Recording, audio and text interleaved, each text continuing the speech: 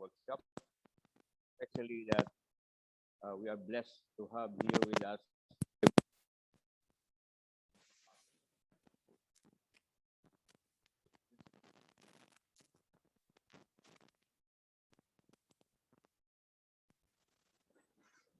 Sorry. Okay. Good afternoon, everyone. Thank you for being us here in this webinar. Actually, this is the third webinar series, an installment of the 4 series in the month of August and September. So we are blessed to have here with us in this webinar is none other than Dr. King Sampaco. He is a principal geotechnical engineer of Jacobs, which is now based in Panama. And he really specializes in the area of soil and geotechnical specialty. So a lot of here I saw, when I'm looking at the right side of the chat, I think we are all in all 41 in the room. So I hope you will learn, because I would not say that I'm an expert of this geotechnical aspect, but in the structural, when we design cofferdam, there is an interface between structure and the soil.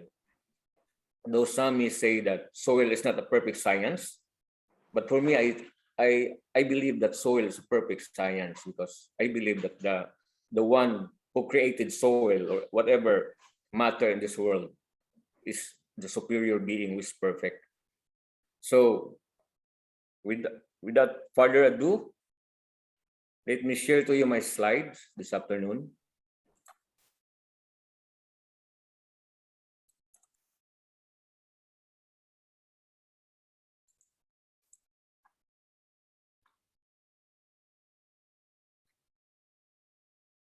There, the title of our webinar is, we divided this one into 2 parts. The first part is the NR2 drainage, excavation lateral support, finite element analysis with actual construction sequence. And part 2 is the design of cofferdam using sheet piles. Actually, sheet piles are the most common sheeting when you use those protection of excavations. It's very easy to install. It's very sturdy. It's very robust. It's very strong. And a lot of things, very flexible on site. So we will deal more about sheet piles this afternoon. As you can see on the screen, I just added the codes. Actually, without those codes, we don't have any guidelines. The beauty of temporary works designing is that you will not be bounded more about the code exigencies, code requirements, but somehow you will be bounded only with some flexibility and innovation on how to apply those codes. Because in terms of exposure, it's not too long like the permanent works, and temporary works will just be there maybe around how many weeks or months or 1 year, and then the code requirement will not be as extended as the permanent works. So what I shared to you on the screen now are the codes. The ASTO LRFD, Load Resistant Factor Design, 2007 and 2012, if it's WA 1999, Caltrans Trenching and Shoring Manual, NAVFAC, actually Naval Facilities, this sheet pile design manual is also very good. The Navy in US, they're using this one, and a lot of experiments and laboratory tests, and they have just codes, guidelines, very stringent guidelines. And ANSI/EIEC 360-10 LRFD. And lastly, I included the NSCP, National Structural Code of the Philippines, 2015 7th edition. We go on to the next slide. We will deal with some basic geotechnical terms, but as we go on, we will not be giving you a sequential definitions.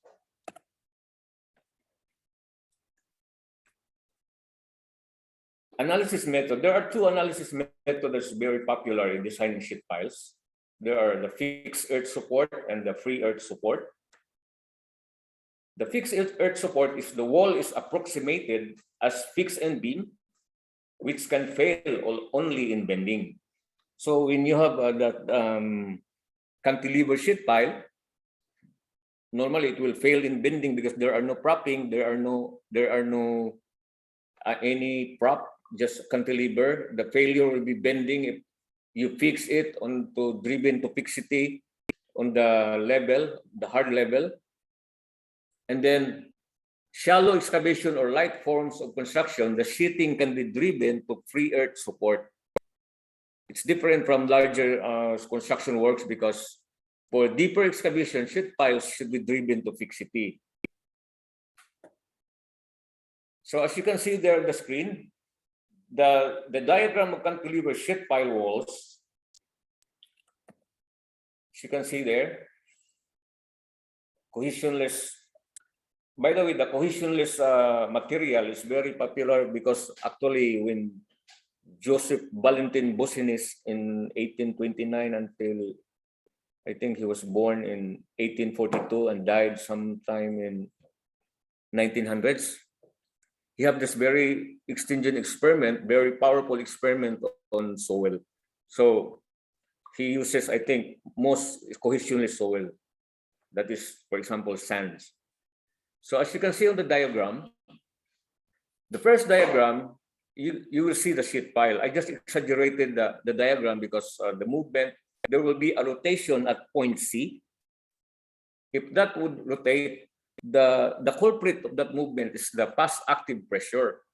Actually, the active pressure, if the definition later on for the angle of internal friction, if the angle of internal friction will not resist anymore the shearing force from the outside environment, it will tend to move, pushing the wall going to the left. And then the only resisting element for that one is the embedment on the left side, which is the passive pressure.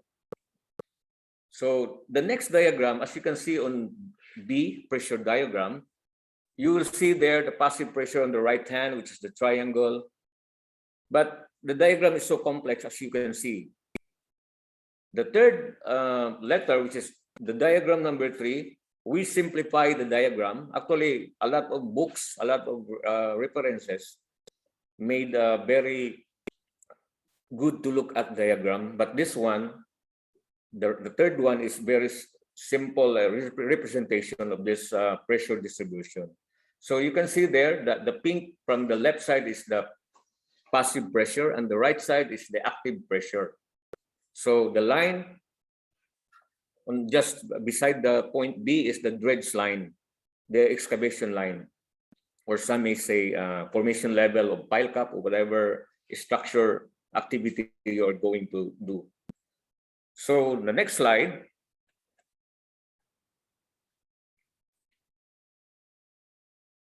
Active earth pressure, the PA, as I have said earlier on the previous slide, it's the minimum value of lateral earth pressure exerted by soil on a structure. Ibig sabihin, at rest yung soil, equilibrium tayo, wala pang movement. Imagine there is a perfect world of the soil of that system that there will no movement at rest. But the active pressure is just the minimum value na magiging unstable siya, magmumove siya by a soil on a structure. So ipupush niya, ipupush talaga niya kasi ang behavior niya kung nakapile yung ano mo at the right side, meron siyang tendency na i-push yung wall at the same time ika-counter naman yung rotation, ika-counter naman sa baba. So yung tinatawag siya na impending soil to be completely mobilized. About lang muna, wala munang movement tapos mag-mobilize siya. Yun ang kaya tawag siya niya active kasi siya yung nanguna, siya yung umuunang I mean kumbaga siya yung nag-initiate. However, the passive pressure is different. Mag-aantay lang siya. So ang principle naman yan is that maximum value of soil occurring, the soil is compressed, mobilized laterally. Yan yung passive pressure natin. Internal shearing resistance will happen along potential failure. So may mga internal shearing resistance yung passive pressure mo, the maximum resistance of a vertical earth face to deformation. So, halimbawa, ibaon natin yung sheet pile, magro-rotate siya. Imagine a sheet pile na ibaon mo lang, tapos konti lang yung baon mo. Ang tendency, hindi kakayanin talaga yung matumba siya going to the left side kasi the one who is resisting is the passive, but not enough kasi mababaw yung pagka-embed. So, next slide.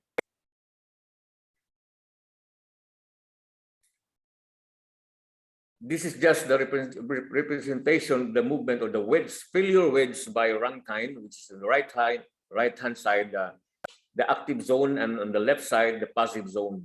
So, meron tayong tinatawag na 45 degrees minus P over 2, angle of internal friction over 2, and the other side, which is positive. Because in the formula we can see on the later slide, we will show you the relationship of those values, taking the coefficient of lateral pressure by Rankine.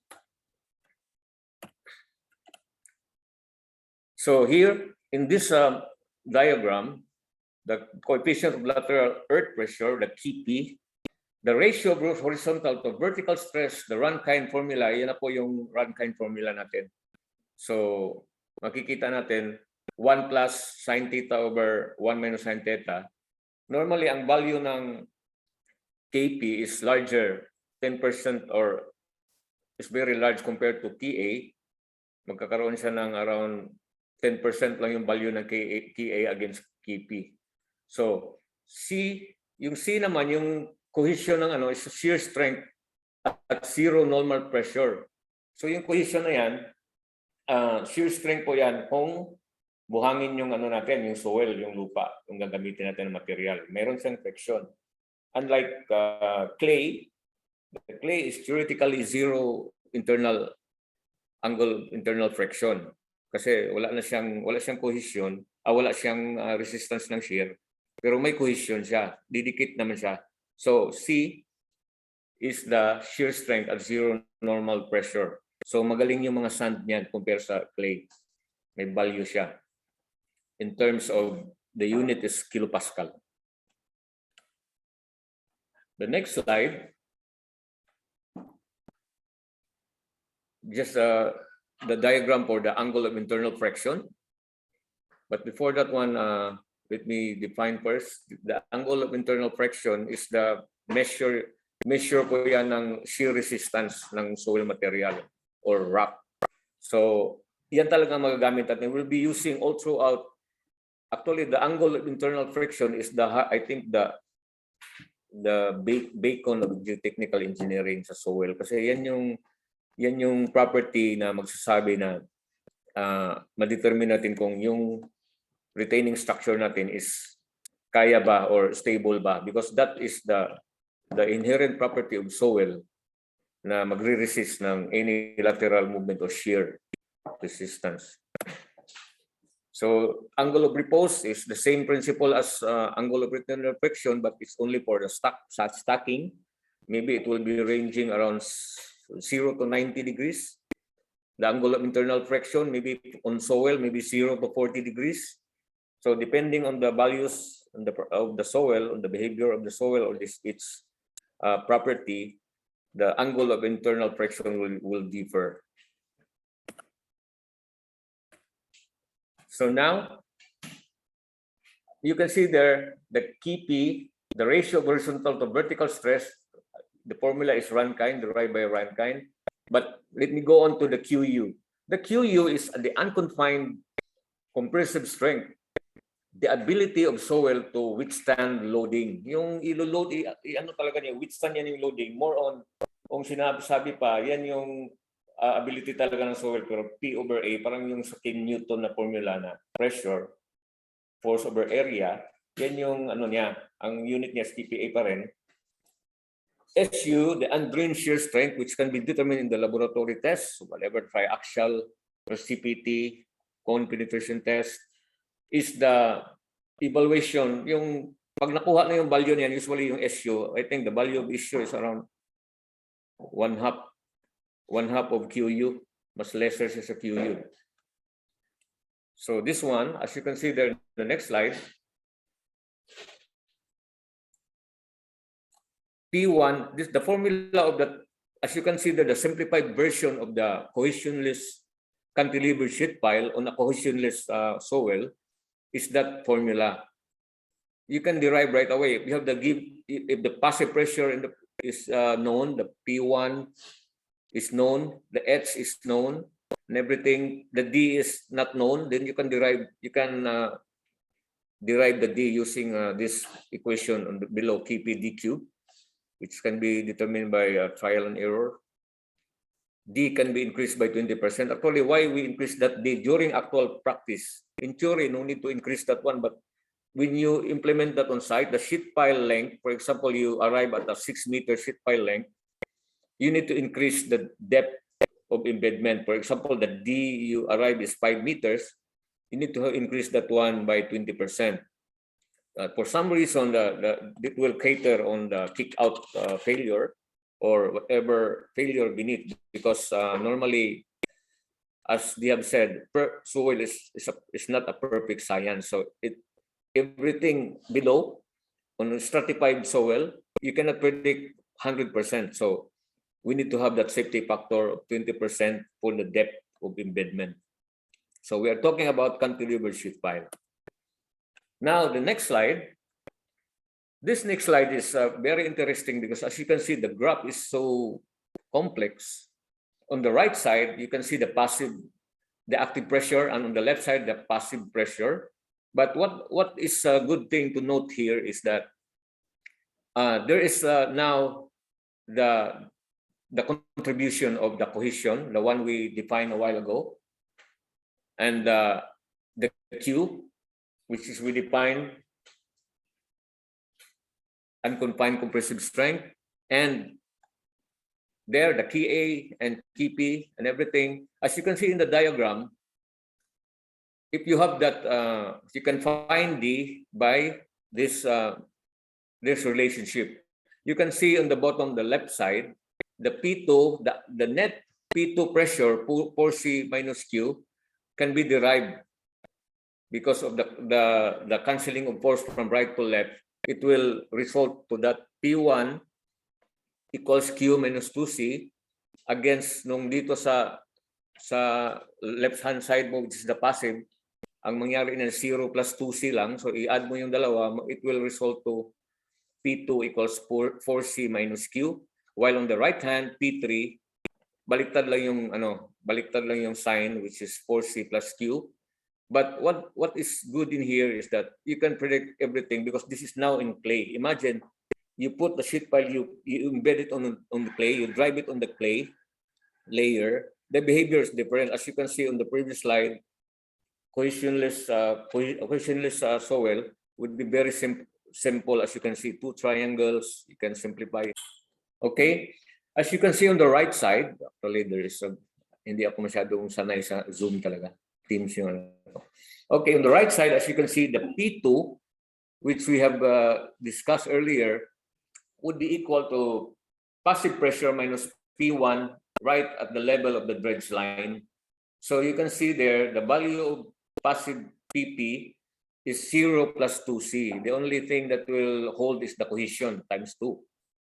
There is no angle of internal friction, but it will be deducted by the Q minus 2C on the right side, which is on the level of the dredge level, P1.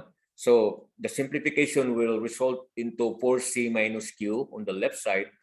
By the way, don't forget, this is the clay. This is the clay problem. Mamaya muna yung sand. So on the right side, you can see also P3, but only positive. The same equation, but only positive. So this is now the simple but a little bit complex representation of the clay apparent wall pressure diagram. So you can see there also this line on point A is the tie rod or the anchor line.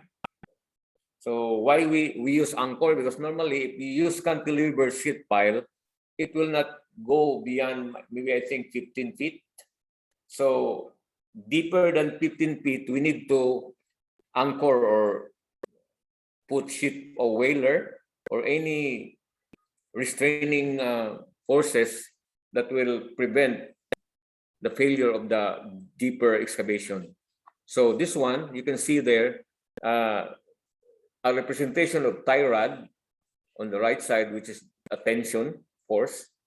So the P would rise with increasing sand content. So if the mixture of sand and clay would give you a non-zero PP passive pressure, it will have an internal angle of internal friction up to 40 degrees. For loose sand, ranges up 25 to 30 degrees. So it's very important to take note of the angle of internal friction because on sand, it will have its role. It will play. So now on this, the pre-earth support is, the wall is assumed to be fully supported by the anchor force. Yung nakikita natin before, the anchor force, and passive earth resistance. So dalawa yung restraining element, the anchor force and the passive resistance on the left side. May be driven to a cohesionless or cohesive soil. So regardless of what type.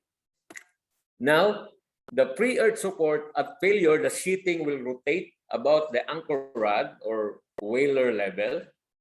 Yung whaler kasi, mamaya natin i-discuss yan when we design cofferdams. The depth X to the point of D where the pressure is zero, meron kasing magsisiro kasi yung pressure doon. There's a point there that magsisiro yung pressure. So that is the inflection point or contact flexure, and you can determine that one also by equilibrium equation. And X equals P1 over gamma K. Gamma is the unit weight of soil and the coefficient of lateral pressure, where K equals Kp minus Ka, and P1 equals Ka gamma H. Parang ano din siya sa tubig kasi gamma H din yung water. The only thing na ano dito is may inintroduce na coefficient of lateral earth pressure. Unlike water, gamma H ka kaagad. So that's the difference of soil and water in terms of pressure derivation. Now, fixed earth support naman, it approximates structurally to a prop cantilever which can fail by displacement of the two of the piling or in the bending sheeting, approximates to a fixed end beam which can fail only in bending. So that's another method, which is the fixed earth support, but I will not dwell on that. We will use the free earth support now in the later problem. The free earth support anchored sheet pile, as you can see on the diagram now, the inflection point at D, as you can see down in the bottom point D, and then on the right side, you can see the green arrow, which is the active pressure, and on the left side, which is the passive pressure, the cyan or the pink arrow. You can see that that's the equation of equilibrium, the force acting on a sheet pile, on a buried sheet pile. So when we sum up moment at zero, at point O, at point A, I will sum up moment at point A. The result would be PEY1 equals PPY2. Next, still mamaya ano natin yung the anchor rod will have its action. PE and PP are the total active and passive pressure acting at a distance Y1 and Y2. So yung distance ng PA, Y1 from the strut or the anchor rod, and then for PP is Y2. Then the passive pressure equals 1/2 times gamma or Y D squared times coefficient of passive pressure. So in the formula, you can see right away that the height, this height from pink to point A on the strut is the Y2, which is H plus X plus 2/3 D. I-add na natin po lahat yan, 2/3 plus X at saka yung H, yan na yung length. So it's very easy to determine the values of these parameters, of these dimensions, when we have established this very basic pressure diagram.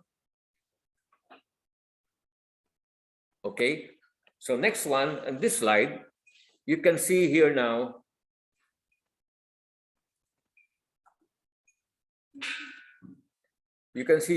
I think, wait a minute, I need to erase this overlapping. Okay. The equilibrium condition now can be written into passive active pressure times Y1 equals 1/2 YD squared over K. Ito yung formula na-introduce based on this diagram. Makikita natin it's plainly more on geometrical approach. So makikita natin mga ratio and proportion at saka equilibrium, which can be written, given lahat, you can derive everything. The only unknown here is kasi may formula tayo sa Y, yung gamma ng soil, meron tayo. It ranges maybe from 15 to 19 kilonewton per m cube. And then you have those coefficient of passive and active pressure in the formula of Rankine, the 1 plus sine theta over 1 minus sine theta. And then you have also the height, the h here. You can derive this height because this height can be derived because you have the height of excavation, the dredge line. For example, the height is 5 meters. And then you will put the strut on that portion, and then the finish grid line on top is around 0.5 meter. So A is 0.5. You can derive everything by taking the site data. So this can be written in this formula. So as I have said, it's very easy to determine the D. The D now is very important because that's the height wherein the zero pressure or contact flexure or inflection point will happen. So you can see there, trial and error, makukuha mo yung D cubed YK over 3, D squared YK over 2 times H plus X minus PA Y1 equals 0. Makukuha natin yan, Excel lang. Madali lang yan. So pag nakuha na po natin yung the D, then everything will follow. You can derive everything because it's triangle. You can supply all those values to arrive at equilibrium. Then you can determine what is the force or the tensile force of that rod on top. Kasi nakukuha na po natin lahat. So pag nakuha mo yung force na yan, that force would be the force per linear meter of the wall. So next slide. As all terms known in this equation, except yung D nga, yung kulay pink na D na yan, makukuha na natin pa rin lahat kasi trial and error yung D. So everything will be derived or obtained. The next slide, hence D, the big D equals D plus X, yung malaking D, makikita natin sa diagram. As per code requirement, pag nakuha na po natin yung D na malaki, yan yung embedment talaga ng sheet pile, yan yung gusto malaman natin. Kasi kung hindi natin malaman yan, if we just make some guess on site, pwedeng masyadong mahaba yung sheet pile, masyadong malalim yung embedment kasi wala tayong alam. There will be what we call a factor of ignorance or factor of uncertainty. So the implication would be very costly or uneconomical material kasi we will purchase a very long sheet pile. Instead of using the depth of 3 or 5 meters, you will say the depth will be 7 meters. So it's very difficult because the sheet pile is very expensive also. Although it's a good material for protection on excavation, but sheet piles are also expensive because they are manufactured and made with defined properties. And the steel, there are very high steel, carbon steel or S300. Not like the normal steel. So sheet pile is very expensive also, but its value when we use in construction is very reward. It's also more about the cost or more about the benefit than the cost. So as per code requirement, yung D, if we get the D, for example, 5, we need to increase by 20% or up to 40%, depending on the real or actual site condition of the behavior of the soil. So it's a safety against kick out. That's what I have said earlier. And then the force in the ankle rod, yung T, we can derive that one, PA minus PP for equilibrium. Then we can derive what kind of tension rod or what diameter, what is the strength of the tension rod in tension. So that's very important because without designing the tension rod, it will not hold on the very large active pressure on the right side. So the force per unit length of the wall, that is the aim now. Imagine this wall going to your screen. That is the wall of the sheet pile. You will arrange the tensile anchor rods in parallel, as you can see on the plan. Imagine on the plan view, you will put that one in parallel, maybe distance of 1 or 2 meters center to center. Then that's the force per unit length of the wall. Now, this, as you can see on the picture on the right side, this is my actual project that we have done there in NR2 near in the Botas area. So it's very, this is very not a medium depth Cofferdam, but totally it's a mixture of Cofferdam and ELS lateral support only, because we will open that one, because the purpose of this structure is just to pave the way for the construction workers to work on the water on the canal, existing drainage canal. So you can see there, T, you can get the T, then that's the arrangement. If it's very deep, then you can have another layer of T going down. The force in T in the anchor rods, the actual anchor force T will depend on S. Yung depende sa ano natin distances. Kasi if you make it very redundant, you will put it very close to each other. In designing anchors, active pressure may be increased by 50% to provide factor of safety. Some are increasing 25%, 30%, depending on the designer discretion. So it will depend on the distance, and for more safety design, more safer design, then the safer design will give you, you will put a 50% fast active pressure value. So this slide now, this is now our aim to determine the length of that rod, because you already know the diameter, what tensile force or what is the property of the rod. You need to determine the embedment length of that one. Normally, those rods can be driven into by auger or by, because they will put injection also on the rod. There are also rods that will expose on the ground, and it will be anchored only on some dead man or whatever anchor. But this one, when you bury it inside the excavation or in the soil, they will put grouting or jet grouting on that one, or high pressurized grout and with sleeve to give that one to have resistance to pull out. The anchor should be behind these two lines. As you can see, there are failure wedges of active and passive failure wedges. So we just extend that one. It should not be before the line, the 45 minus P over 2, but it should be after that line. So if you put that one on that length, then you are good to go. Your system now is safe. So on the left side, there's a dredge line, the excavation line, and then in the case of Cofferdam, later on we will discuss a Cofferdam. This one is bracing only on the on the trench work, but in the Cofferdam is different because Cofferdam has a lot of function. It will mainly, the function of Cofferdam is an isolation. It will be enclosure on when you work on water, Cofferdam, and then you pump out the water. So the same principle. As you can see there, the code added 1 meter scour allowance. I don't know what's the latest code. I think some have some allowance on this one, but this code give us a 1 meter scour allowance, which is 45 plus P over 2, angle of internal friction over 2. Makukuha po natin based on that diagram. You can project that line and you can have the value, the length, and the exact position of that point where that failure wedge intersects on the top.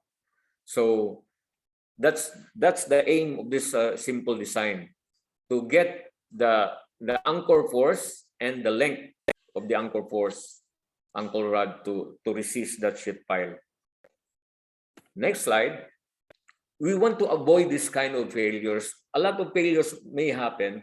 Letter A, the tensile failure of tendon, mapuputol yung ano mo, yung tendon. May grout yung dulo, pinag-groutan niya, naka-ano na yan. The next, letter B, mapupull out yung grout, yung band ng grout, so useless yung grout, hindi niya mapupull out siya. The third one, mapupull out naman yung tendon or grout band ng tendon at saka yung grout. Yung sa pangalawa, hindi na napakayanan ng friction sa sa lupa, pero yung pangatlo, doon mismo sa locality ng interface ng tendon ng grout at tendon, doon magpipail.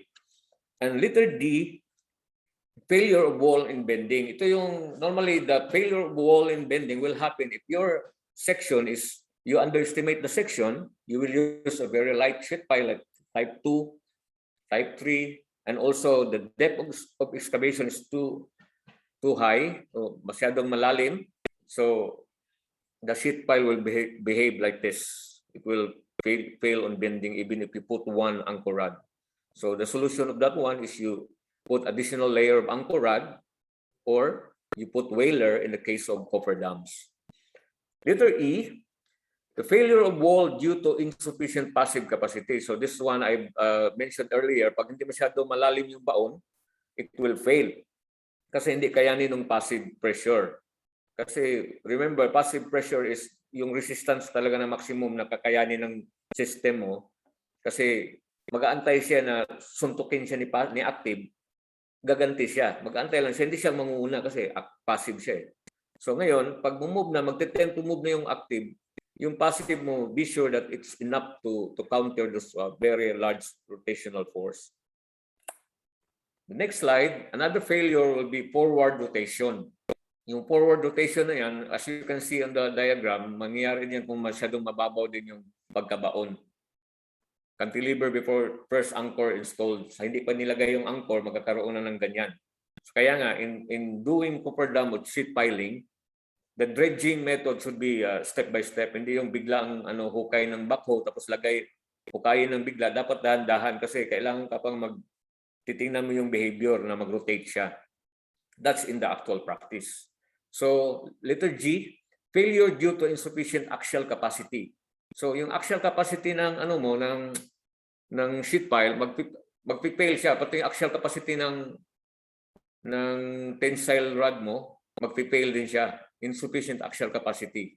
So, large force, hindi kakayanin, so mag-buckle din yung sheet pile mo. And letter H, failure by overturning. That this happens when normally if your soil is very saturated, or there will be a crack or slip circle failure. But as you can see there, it's more on self-explanatory diagrams. Another one is failure by sliding, and the last one is rotational failure of ground mass. Yung bearing capacity failure talaga yung ganyan, kasi slip circle failure siya. A lot of softwares nowadays, like Plaxis, Geo Studio, Geo5, a lot of those software can analyze right away, including the seepage of that system. Seepage formula, sheet pile, cofferdams, retaining walls, and so on. So this one, last figure is another representation of the failure waves of Rankine, active zone loading wall. So as we have said earlier, we need to extend the line of the anchor beyond that line of the failure zone to have it very stable and can withstand that failure wedge. And on the right side also the same. There's a slip circle. You need to determine that slip circle by using software or manual calculation using Bishop method or whatever method you have. Then you can extend that portion of the tie rod or anchor rod when you determine the slip circle failure, but normally you need to have an enough factor of safety, maybe 1.5 minimum, just to make it very stable. So the envelope of deepest points of potential failure mechanism, which requires some anchor force for stability. Because nakikita nyo on the right side, that's the slip circle failure.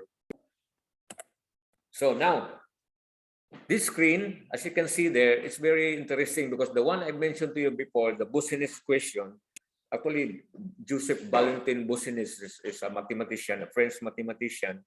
He used some experiments, but his more contribution in the field of waves on water. But he also have some experience on how to determine stresses on soil masses or surcharge like this. So In this case, as you can see on the left side, this is the actual problem that I designed a year ago. I will show you later on. All the examples in this presentation now is our actual experience on site. So as you can see there is an H20 on top of that MEC wall ramp. The yellow one is the MEC wall. So it's not the design of MEC wall is not already covered on this webinar, but it's another retaining system that wherein there will be some tension rods like bars inside. It will hold the panels. So it's not included here, but I just put this diagram because this is the actual experience that we had, and I designed this one. The HS20, actually why we use HS20, the HS20 -44 is yung pinakamabigat po na truck na ginamit ng US na makikita natin din dito sa Pilipinas, na yung axle load niya is 32,000 pounds.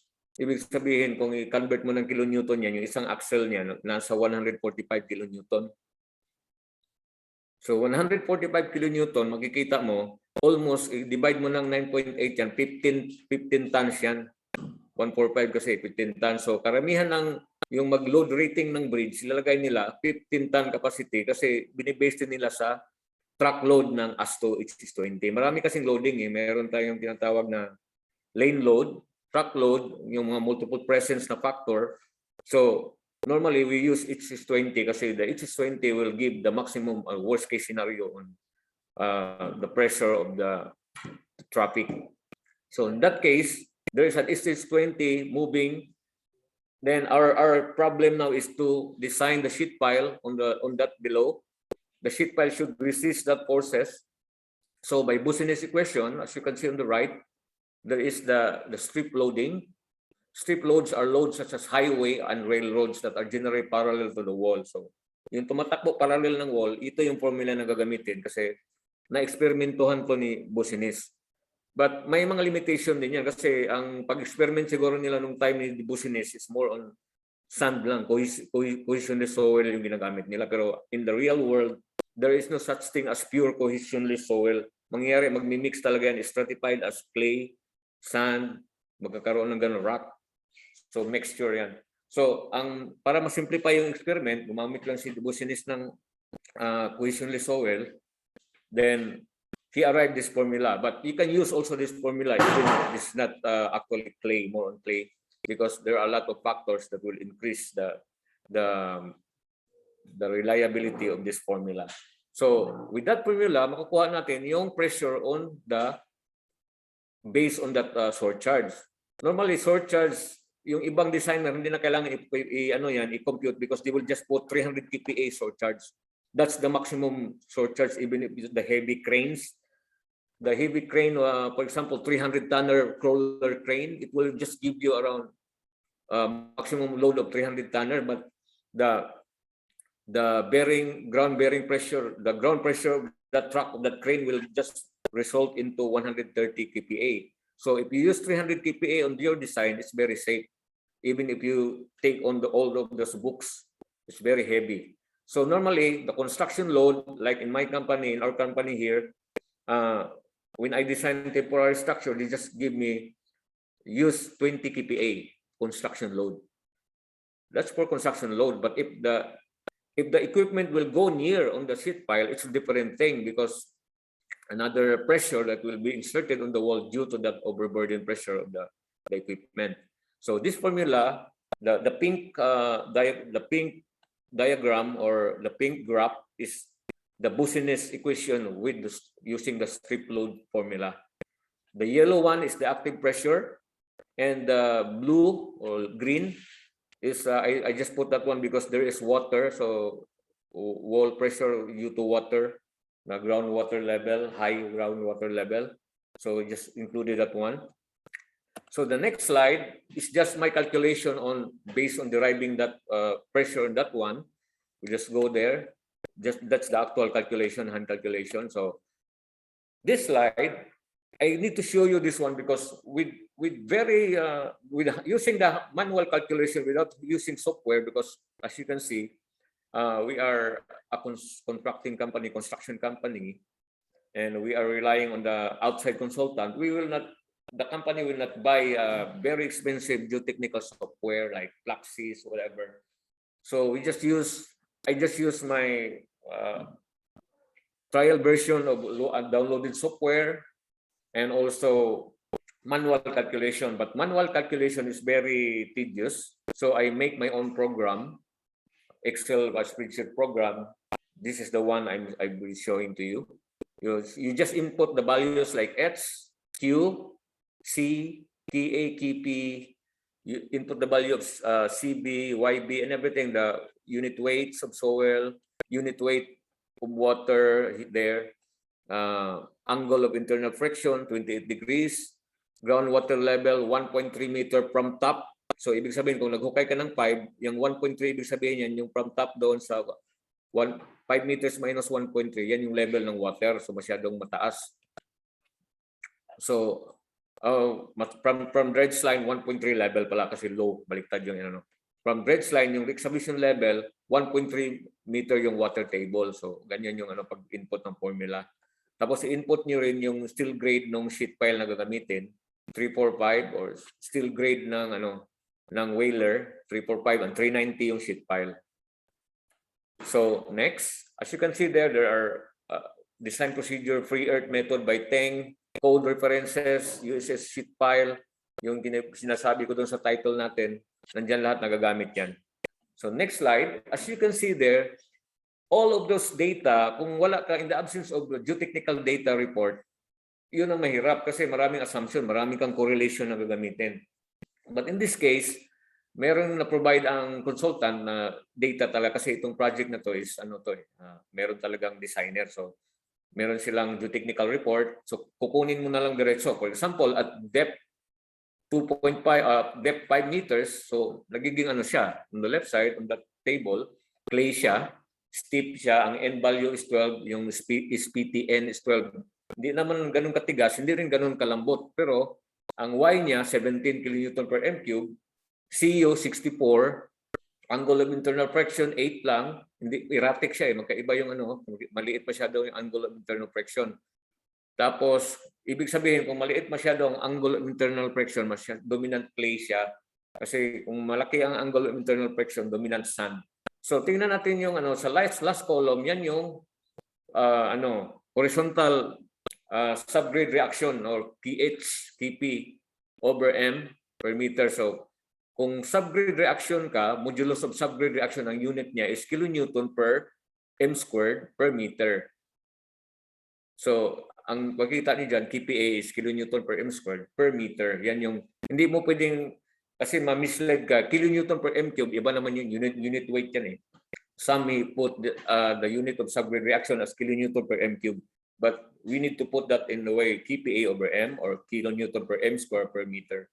So that's the value per base of the structure. So just input that one. On the right side, there is the borehole data wherein you can see the SPTN. By the way, if your SPTN is 50, hard na po yan. So beyond 50 or 25 to 50. But below 20, mas malambot pa yung yung lupa. So malalaman mo by just one look at the right side of that borehole data. So next, here I just included because this is the flow of the software that I program because as I have said, very tedious to have a manual calculation. So all those apparent wall pressures, you can determine that one, the water pressure, hydrostatic pressure, active pressure, passive pressure, and pressure due to surcharge. There in the surcharge there is 85 kPa. So you can derive everything. This is more on the calculation. You can see because this slide will be shared also to all the webinar participants today. So you just follow this one. Next, you can determine the moment of that pressure diagram, the net moment, and then you can go down. You can see there the required depth of penetration. Kinukuha na niya yung required depth. Napakalalim, 9.64. Kasi wala pa tayong inintroduce na strut or whaler or yung tie rod. Inano lang natin siya. So ngayon, ito yung the graph there, this table shows us the N value and the depth of penetration by may formula yung USS sheet pile design. Halimbawa, yung depth ng penetration mo is input 5 to 10 feet, blows per foot pala. Yung blow ng penetration is blows per foot 5 to 10. Yung depth of penetration is 1.5 times H. So, diretso na yung formula. So, halimbawa, yung D natin nakuha is yung D is 6. So, i-times mo ng 1.25. Yan na yung depth na i-embed yung using the NAVPAC manual. So, this one, another calculation on that program, it determines the passive and active earth pressure, and also it considers the cohesion, and also, as you can see, there is the 2C, the formula of minus 2C square root of KA. May contribution na po kasi dominant clay yung natin consideration, ito yung problem na to. So it's purely more on calculation. You can see all the calculation on the left side and the apparent wall pressure diagram on the right side. And then going down, you consider the depth D, which is inputted on the program. You can see everything, derivation of the net moment again. But this time, it tells us that not okay against sliding and overturning. So what is the solution? I tried, as you can see there, it fails on that diagram. I tried using a very thick sheet pile or very strong sheet pile, which is type 4, but still it will fail. So yung program magsasabi na final design note, whaler required. I-require ka na mag-whaler. So magko-Cofferdam ka, whaler talaga yung mo or any propping system. Kasi brace cut siya, kailangan mo siyang i-prop talaga kasi hindi kayanin nung cantilever lang na sheet pile. Yan yung flow ng program. So ito, yan yung analysis equivalent simply supported na beam. Yung beam na yan na nakatayo, yan yung sheet pile, yung wall ng isang sheet pile. So yan yung pressure diagram niya, nakukuha yung load diagram, nakukuha ang shear diagram, makukuha ang moment diagram, and then magbibigay din ng deflection. Pero yung diagram na yan, hindi ko na kinocompute ng manual. Ginamitan ko ng software, which is using the STAAD. Plug in mo sa STAAD, magbibigay ng mga result ng stresses na yan, pati deflection. So madali mo na lang ibalik mo sa software, sa program. So makukuha mo maximum moment 459 kilonewton per meter kasi wall yung pinag-usapan. So yung kilonewton per meter na 643 kasi nag-times ng 1.4. Yung code kasi, for example, ultimate limit state, magpa-factor ka ng malaki na yan. So, you have to use big factor. So, umabot siya ng 643 kilonewton per meter. Kung service limit state lang, malaliit lang yung factor niya, at mag-allow lang siya din ng maliit na cracks or kahit mag-move siya ng basta hindi lang siya masyadong mag-bend, SLS method, hindi ganun kalaking factor.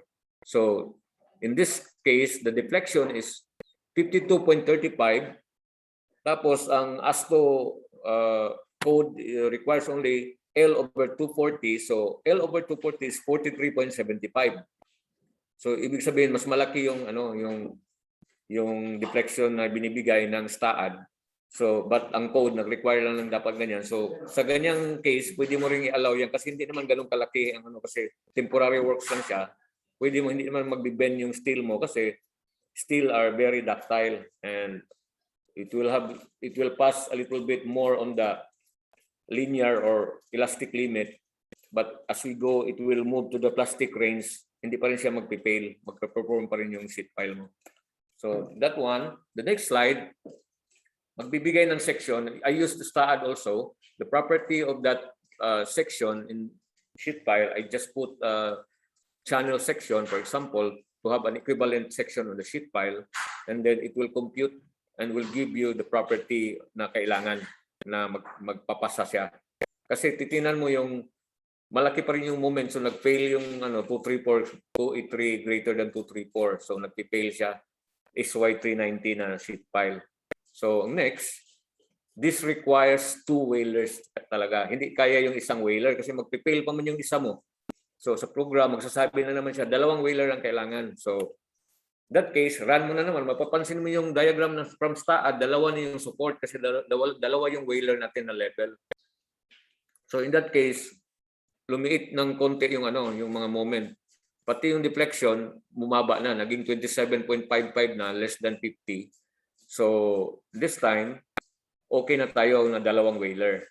So that's the program, and although it requires 2 whalers based on the BSEN and EN 1993, yung check for resistance of wave of sheet pile. Marami kasing checking yan, pero here, not only that one, okay na tayo sa sheet pile, okay na tayo sa whaler, i-check pa rin natin yung stability kasi in design, even if your structure is safe to carry all those internal forces, it will be checked also against rotational or stability, global stability. So ang culprit nito is the global stability will be affected by what we call HIB, mechanism for failure by HIB of the bottom of deep excavation. So nagkakaroon yung experiment na yan, yung nag-arrive sila ng ganun, B/2 square root of 2. Yan yung HIB na height na dapat i-address mo. So you can see we could go down para maging stable ang bottom of excavation mo. HC, mas malaki siya sa 6 meters. Ibig sabihin parang siya, kulang yung depth mo ng excavation kasi 19 yung ni-require ng HC. So for H less than B, yan yung formula. O ito kasi H less than B yung problem natin. So ngayon, nakikita natin yung diagram, 2 whalers. Yung whaler pala is, if you imagine the plan view of the Cofferdam or brace cuts, yung whaler, yan yung or props, yan yung magpipigil. Like the function of the tie rod before, as we have discussed earlier, the whaler will be the one to prop. But the difference is the tie rod is more on tension, preventing the sheet pile to bend, but the whaler also will prevent everything, bending and even the pushing, because if it is Cofferdam, it's square or rectangle, the whaler will not only experience bending, will not only experience shear, but will experience also axial load because yung nagiging square siya both sides may mga axial yan. So kung mag-fail ka sa axial din, kailangan i-check din siya. So ang Cofferdam is a little bit more complex than the tie rod or yung mga bracing na tag-iisa-isa lang. Cofferdam is an enclosure, so magkakaroon siya ng combined stresses. So yan. Yan yung pinaran sa STAAD. Makikita natin yung reaction 73 at saka 110 kilonewton na itutulak niya yung whaler mo, ay yung prop mo, whaler. So yan yung mga value na yan yung ipa-plug in na naman sa pag-design ng section ng whaler. So kasi nagsabi naman yung program na dalawang kailangan pero hindi pa natin alam kung anong size ng whaler. So it will tell us that because of this reaction from STAAD or whatever software you will use, you will get the reaction, and then you will look at as you look on this diagram, the 2 layers of whaler, there are stresses, a uniform load, and then there also, you can see the diagonal on the corner diagonal struts. It's very important because if you use that one, it's very less expensive rather than putting another straight prop on the middle of the Cofferdam. And also, it will be advantageous when you require a lot of space, because if you put a prop in the middle of the Cofferdam, for example, you put a rebar cage or board pile, you cannot put that one, it will obstruct. So using this diagonal is very effective and very popular in doing Cofferdam works. So the design looks like this, the loading diagram, uniform load. I use this one from the STAAD model. And then you can have now the deflection and the shear. Max deflection, 12.59 mm. So 10.9 mm sa mga whaler yan. Deflection ng top whaler at saka bottom whaler. Next one, max shear top whaler din sa baba. Magkikita mo, bibigyan ng STAAD yung maximum. Punin mo lang yung maximum, 200 kilonewton. Tapos sa bottom whaler, 243. Then, yan, lahat. pati moment, makikita niyo maximum moment. So you can design now the section of the whaler. Yan. From STAAD again. So makikita mo max axial force. Sinabi ko, if whaler ka, kailangan ka rin ng axial analysis. So may axial force din. So makukuha mo kung anong section ng whaler ang gagamitin. Yan. From top and bottom whaler, the force needed, the axial force is 748 kilonewton or 75 tons. Stress on corner top strut, meron mga stresses, makikita mo. So madali lang. You have an approach of stress calculation or force formula. You can design the beam or the whaler. Madali lang, kahit manual. So this one, I put another program. I made another program using spreadsheet and combination of spreadsheet and STAAD, and then I put the values there. We just input the FY, the area, the section modulus and everything. So the width, the dimension of the wide flange, and then you will arrive. These are the calculation of bending. This is manual because normally if you use totally pure computer on your report, it's very difficult to review. You need to have a manual calculation also. You can use hybrid, but normally when making a report, you need to have a clear process of how you calculate the problem. So there you can see the checking of moment. You can see if it's compact or non-compact, buckling analysis, allowable bending stresses. Then it arrives to a section of W12 by 58 for top whaler. Yan yung binibigay ng calculation. 12 by 58. Then another one, check for bottom whaler. Ang bottom whaler na naman i-design mo, nagre-require na naman siya ng W6, 16 by 67, which is larger than the top whaler. So based on the code, ayan na yung pasado yung the STAAD combination. So makukuha mo kaagad yung whaler. The good thing about using software is most of the software nowadays in the industry, leading software in the industry, they have the built-in section or optimizer section calculator. So hindi mo na kailangan mag-trial and error yung STAAD na magbibigay niya, yan yung pinaka best section na mura. Pero kailangan pa rin kung as a designer, hindi mo pa rin, ikaw pa rin ang final judge kasi sabihin ni STAAD W8 by 58. Pero beam yung i-design mo, yung 8 by 58 yan, square yan na napakakapal. So hindi siya maganda, pang column siya. So ikaw pa rin as designer will decide on what is the section na best suited and most economical. So next, same procedure, nagbibigay ng W16 by 67 yung calculation on the bottom whaler. So it's more on a repetitive process. Then this one, the design of bottom corner strut and top strut. So yung bottom man ang dinesign, STAAD pa rin kasi may axial force din yan yung diagonal na yan. Kahit sabihin mo siya truss kasi naka-bolt siya ng dulo-dulo, meron pa rin konting yan sa bending kasi in real world wala man talagang total zero bending or total zero axial or total zero shear. So sa real practice meron talaga kasi kahit i-bolt mo yan, meron pa rin yung initial resistance. So in modeling using software, meron kang spring sa boundary condition na ilalagay mo. So these are how to design the strut and the whalers. The strut, the section of the strut is W10 by 39, yung diagonal na bracing based on the calculation and using the STAAD result.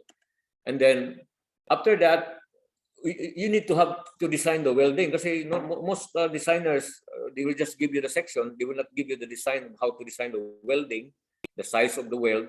So this program that I made will calculate also the weld of the whaler and the struts. Here you have what is the size of fillet size weld. Then also the steel sheet piling. You need to put the reference manual of the steel sheet piling. So you can see there now the 3D model of the whaler system for that particular cofferdam. You can see there the sections and the optimization of that section because the computer will give you the stress utilization ratio of every section using a STAAD software. Then, and lastly, that would give us to the final conclusion na yung summary po, the table summary of those sections are W12 by 58, 8 by 31 top corner strut, 16 by 67, 10 by 39. So lahat yun ibibigay ng ng calculation mo. So I just included this one because it's very important. The commercial team will ask you what is the total weight of your design section. Bibigay po yan kasi it is a cost implication. So that's it with the flow of designing a simple cofferdam using a hybrid analysis type using a spreadsheet and STAAD. So we are now on the part of the first question and answer portion. And before we go to the next part, we will go now to the question and answer portion.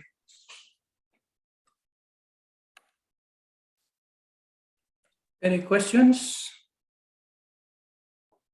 so far?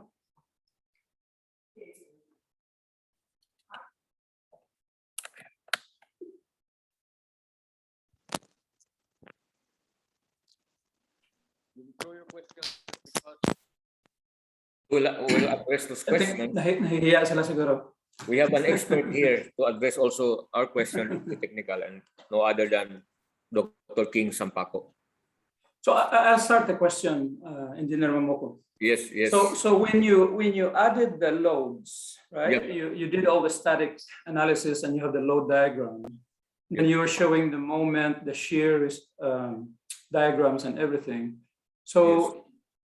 when you calculated all the loads, you inputted this load as nodal loads in STAAD, right? That's how you Yes, yes, nodal, the reaction on nodal. But the first load looking is, as you can see on the 3D, there is a uniform load loaded on the entire length of the beam of the whaler.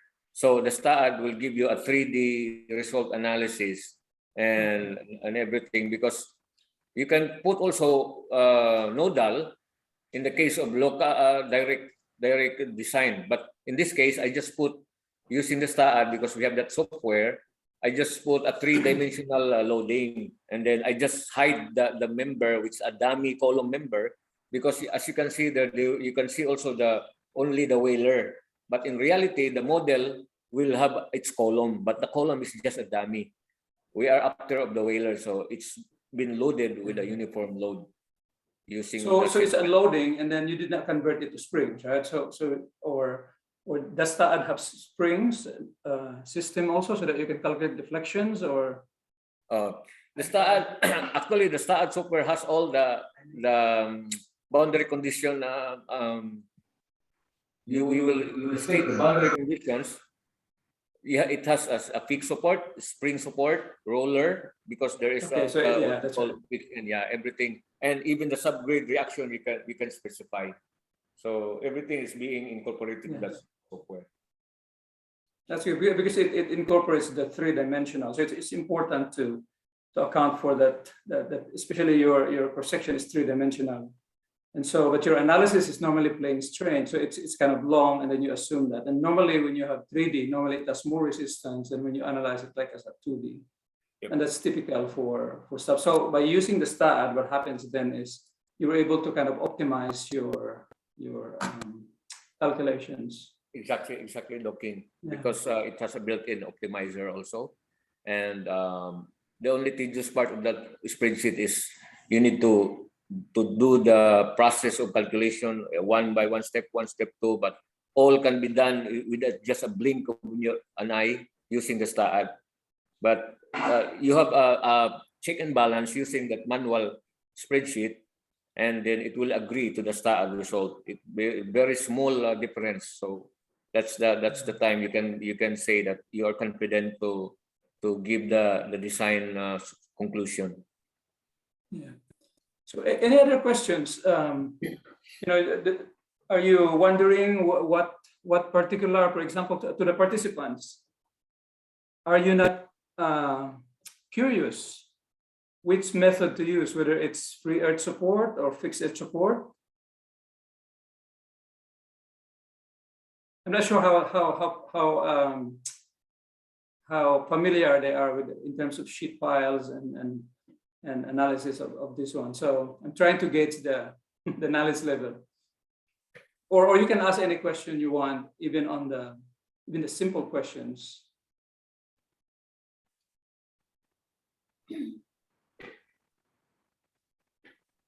So you know, in practice, and this is for the benefit of everyone. What we normally do, because you know, there's a free earth support and the fixed earth support. The free earth support is normally, you know, it has long history of successful usage.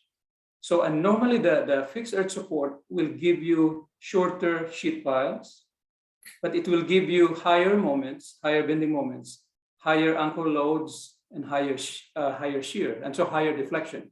So what will happen is you will have shorter sheet pile compared to the fixed earth support, but then you will have a larger section.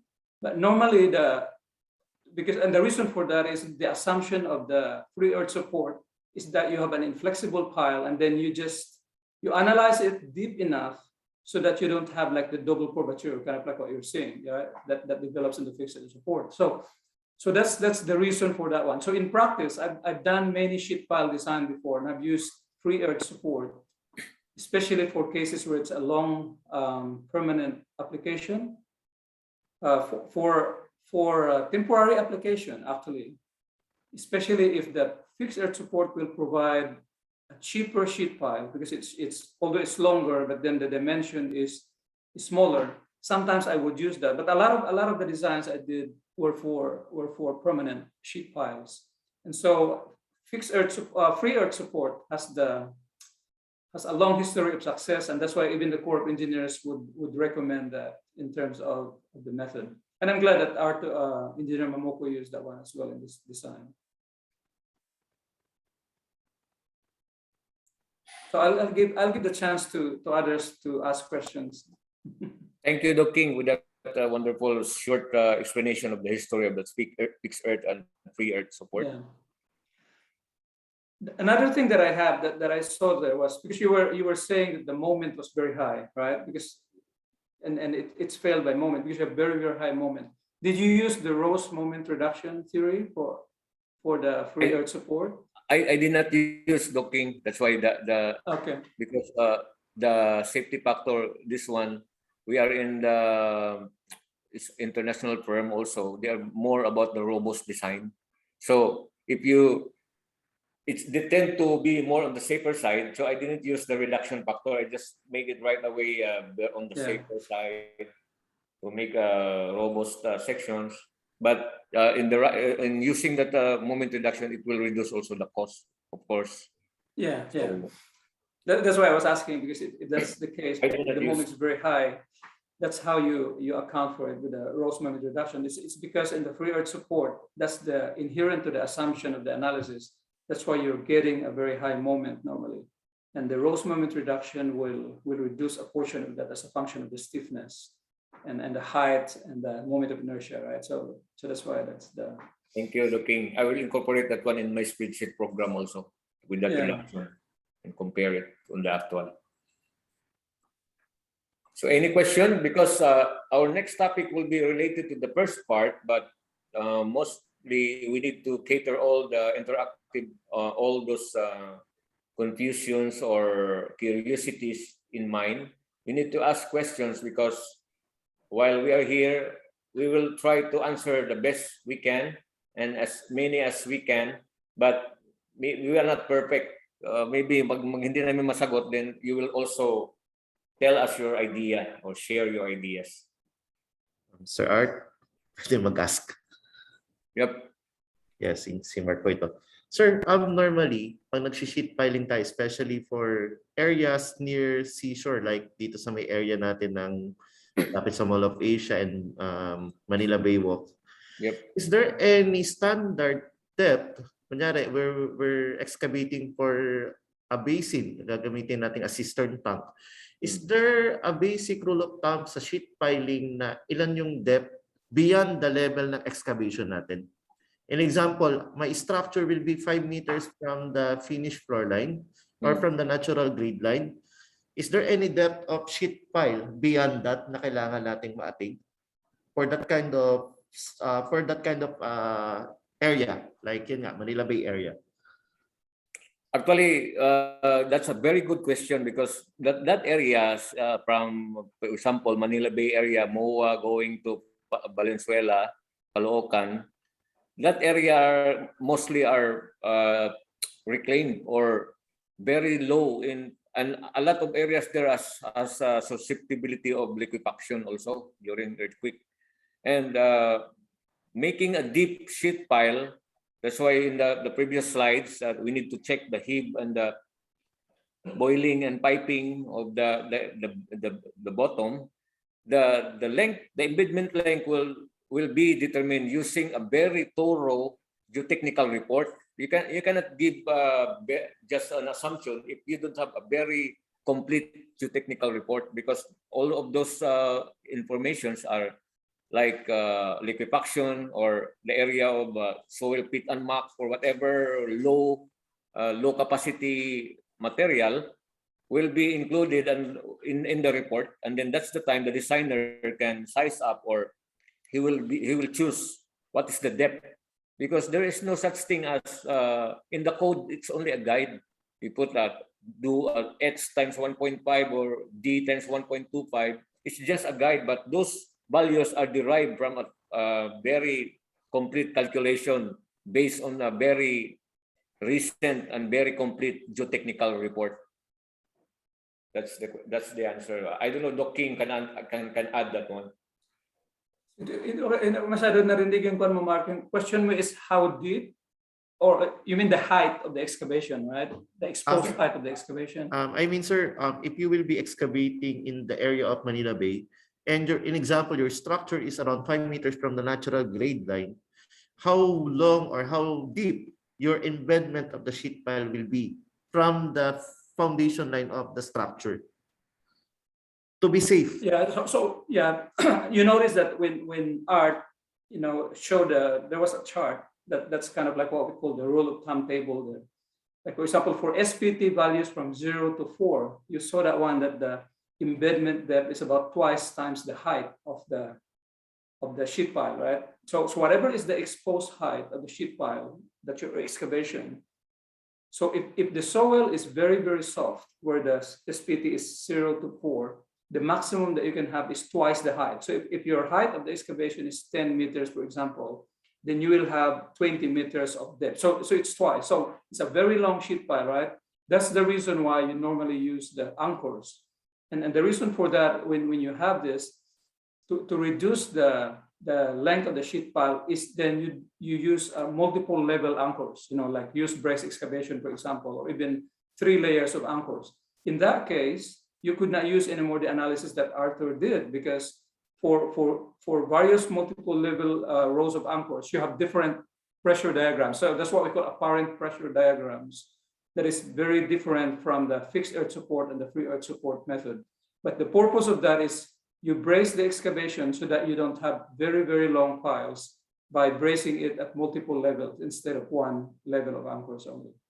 So you can still do a lot of deep excavations. We've done sheet piles, but normally when you have that, sometimes the problem is you don't use sheet pile anymore because it's just so thin. And so what we do is normally we use like what we call soldier pile walls or second pile walls for very long piles. But normally the limit for cantilever is about 5 meters, 4 to 5 meters. Beyond that, you normally use anchors. So as it gets longer, as it gets deeper, it's a matter of adding layers of anchors. I hope that answers your question, Mark. Thank you, sir. Yeah, and what Doc King mentioned, the soldier piles, it's very effective also in replacement of sheet piles, the soldier pile lagging method. Yeah. So a lot of methods can be done on site, but what Doc King said, the putting of some layers of struts or whalers will prevent you from using a very long sheet pile. So that's it. Is soil nailing very common in the Philippines? Are you using a lot of soil nails? for the excavation? Yes, Yes, sir. Docking. Soil nailing is very common in the Philippines, especially in Davao. I work with one of the developer here, there, and the slopes. You put soil Yeah. nailing. It's a very good system. We use that a lot in the US. So any So any questions? other questions, guys? No question so much from the participants. I'm very quiet. I hope you absorb a little bit, because we also, as I have said, soil is very complex. We'll do some lectures on soil nailing in the future. I've done a lot of designs on soil nailing. Great.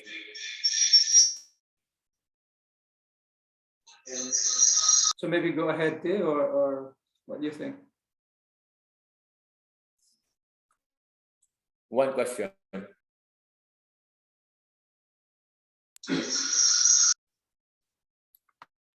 Hi, my mate in Rotary. Hi, LCP Janudin. Naglalag ang gano'n siya.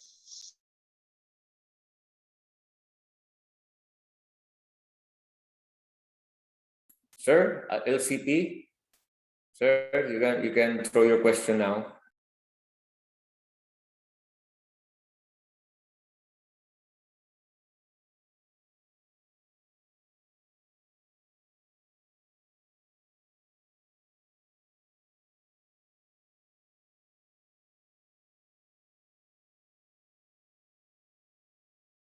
So here's a question from Jeffrey Garcia. Isa-isahin mo natin. How about if the soil profile is in rocky or has large boulders? Is it also applicable to do sheet piling, sir? Okay, that's a good question, because boulders or very rocky area,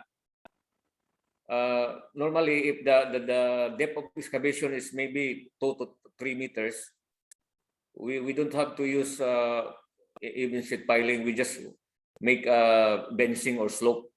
But if for that very rocky area, problema kasi dyan, if you drive the pile, may nangyari sa amin, ginagawa namin dun sa Caloocan, napupudpud na lang yung dulo ng nasira na yung vibro hammer ng pile, hindi pa rin natablan yung yung mga bato. So hindi siya practical. Tama yung question na yan. So I don't know, Doc King can add that one. Nakamute po, Doc. It's not worth doing a lot of stuff, especially if it's a lot of boulders. And the reason for that is it takes a long time, and then you are not sure of the condition of the toe of the sheet pile. So when you're driving boulders, sometimes the problem is it could damage your sheet pile. So you don't know that you're driving, but at the same time you're ripping apart, like especially at the interlocks of the sheet pile. So you can use the steel shoe at the sheet pile sometimes to aid in doing that. But a lot of times, if you have something like this, what we normally do is we go into more the drilling method. That's where the soldier pile and like the tangent pile and the secant pile. The reason for that is because you drill, and then you can drill into boulders and everything, and you don't have to deal with the driving. With the sheet pile, you only drive it. You drive with a hammer. So if you have boulders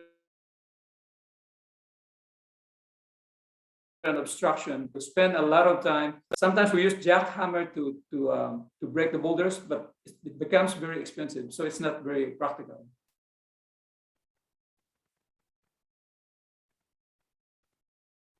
I hope that answers the question. So next question, I think that sino yan? Si Jeffrey, Engineer Jeffrey Grade Lines. So Rodolph. Well, next question from Rodolph Habuli. Hi sir, can we let sheet pile free fall and drop in order to aid in penetration? For me, the weight of the sheet pile is not enough. If the soil is hard, it will not suffice by just freely dropping it. So you need to have a vibro hammer to drive the pile. Yeah. So a lot of the contractors would, I'm sure, Arthur, you know that the contractor would probably use a vibrating hammer. If you can do it with vibrating hammer, that's the best way to do it. And the reason for that is you don't have you reduce the vibration, especially if you're working on very developed areas. You have a lot of buildings nearby, and so that's why you do that. But you don't normally do that with a free fall. But only if it's very, very soft. But normally, what happens is if you put it with a very, very soft clay, it will settle on its own weight. But probably I wouldn't even expect it to be 2 meters, based on that one. So far with what I've seen, even the softest material. And then what you do then is just drive or vibrate it into place until you get to the toe of the pile, the design elevation. But in some way, I think it will help, but shorter, that's what Doc King said. And then the remaining will be catered by the vibro hammer. Yeah. Next. So there's more questions. Wow. Next question. It answers his question. Good afternoon, sir. On designing board piles, is it the same on sheet piles? I mean, the consideration on designing them, that's very different. Board pile is very different than sheet pile, because board pile is, number one, the section is, it will be a column standing element. The board pile will support the column, and then the column will support the pier will support the slab and everything, the traffic. The sheet pile will not support any vertical load, but it's only supporting a lateral loads. So it's very different. I hope it answers your question. In November, we'll have a lecture on the board piling portion. So you will have more on that one, the practical design. You're welcome, Engineer Rodolph and Engineer Andrea Roma. Thank you for that question. Is there any question while the heat is on? Sir, okay lang magtanong ulit. Okay. I have noticed that some of our waterways had been used as our sheet pile as permanent retaining wall with capping beam on top. So in the aspect of engineering, is it what you call this, hindi ba siya costly or economical ba siyang gamitin kaysa gumawa tayo ng simpleng retaining wall using concrete? Actually, you can see a lot of that one here in Manila. We have one on that in our Tulyahan project in segment 10 with capping. So normally it will be exposed on water, the sheet pile, and then it will be capped. The only problem, I think the lifespan of steel, when it is exposed on water or salinity actions or whatever, it will be just less than 30 years. The steel will corrode and everything. Even the concrete will decay up to 50 years. That's why the code have its own length of usage on those materials. So that one, if you put a permanent sheet pile with cap, it's the easiest thing to do. It's very stable for a very enough time, but longevity-wise, I think steel materials is not good when in contact with soil. So. But it can be done because a lot of that structures you can find here in Manila. But is it practical on the part of in the Department of Public Works and Highways? Is it practical, sir, in terms of cost and effectivity versus conventional of using concrete and rebar or either reinforced concrete? Actually, the cost. Actually, the cost-benefit ratio in using sheet pile against customary concrete, normally sheet pile is very expensive compared to customary concrete. But flexible, there are projects that sheet pile will have its good revenue at the end compared to conventional. For example, it's very difficult to put concrete. It's very heavy. The location is very heavy, difficult to access and everything. Sheet piling with using a long vibro hammer will be advantageous. You cannot access on that part of the construction site. That's the main reason. But in terms of economical aspect, sheet pile is more expensive than concrete. Okay, sir. Thank you. Thank you for answering the question.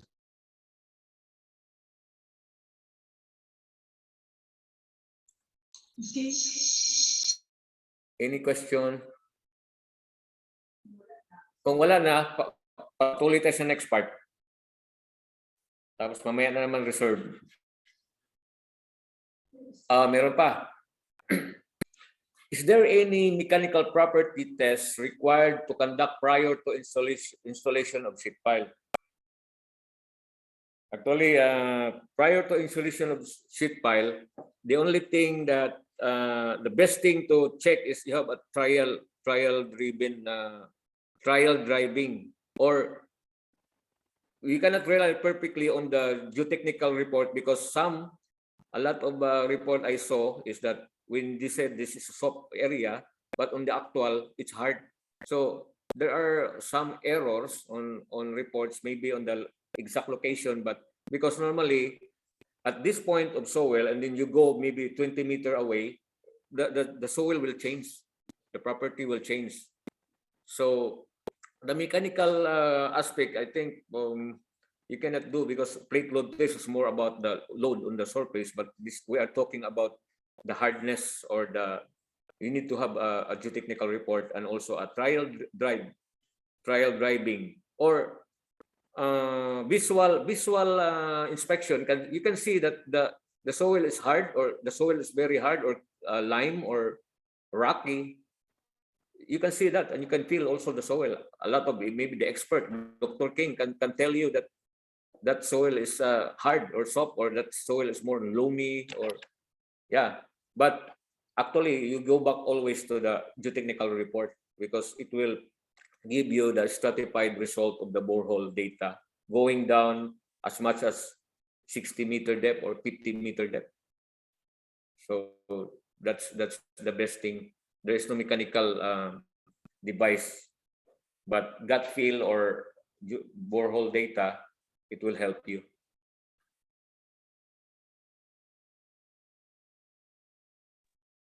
I hope it answers your question, Engineer Hiner Patriarca.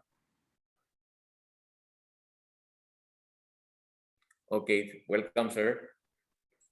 So meron pa isa before we go. We will entertain one question before we go to the second part, which is it becomes interesting. I hope so, because it's more about another cofferdam design, but we can see there the construction sequence on how to do sheet piling when there is a challenge on site.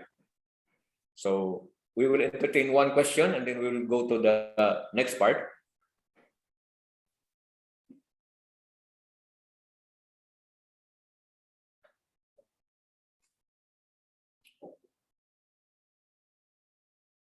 You can unmute, I think, and You ask your can question unmute, yes. if you You want. can unmute.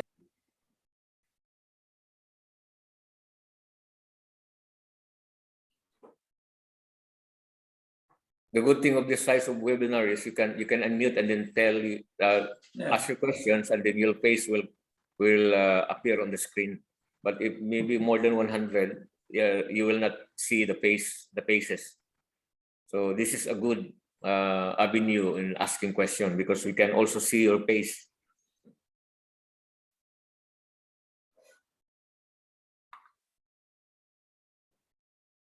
Okay, I think nire-reserve nila yung questions sa next part.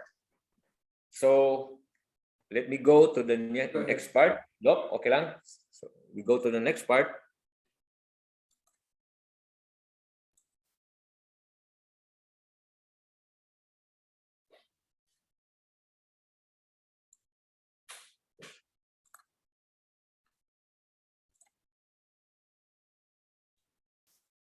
Okay, these are the calculations of the Boussinesq equation. We'll go back to the last part, the take-off of the material for the whaler. And then this is the Boussinesq equation that I've shared to you before. When there is a surcharge or traffic or whatever surcharge, it has its corresponding wall pressure at different depths. So the formula is self-explanatory, but you can make spreadsheet calculation and make a program on that one also. This is another formula for trap. This is the one I've showed to you. This one I will go to the next because this is more about the surcharge formula by Business. This one is line load.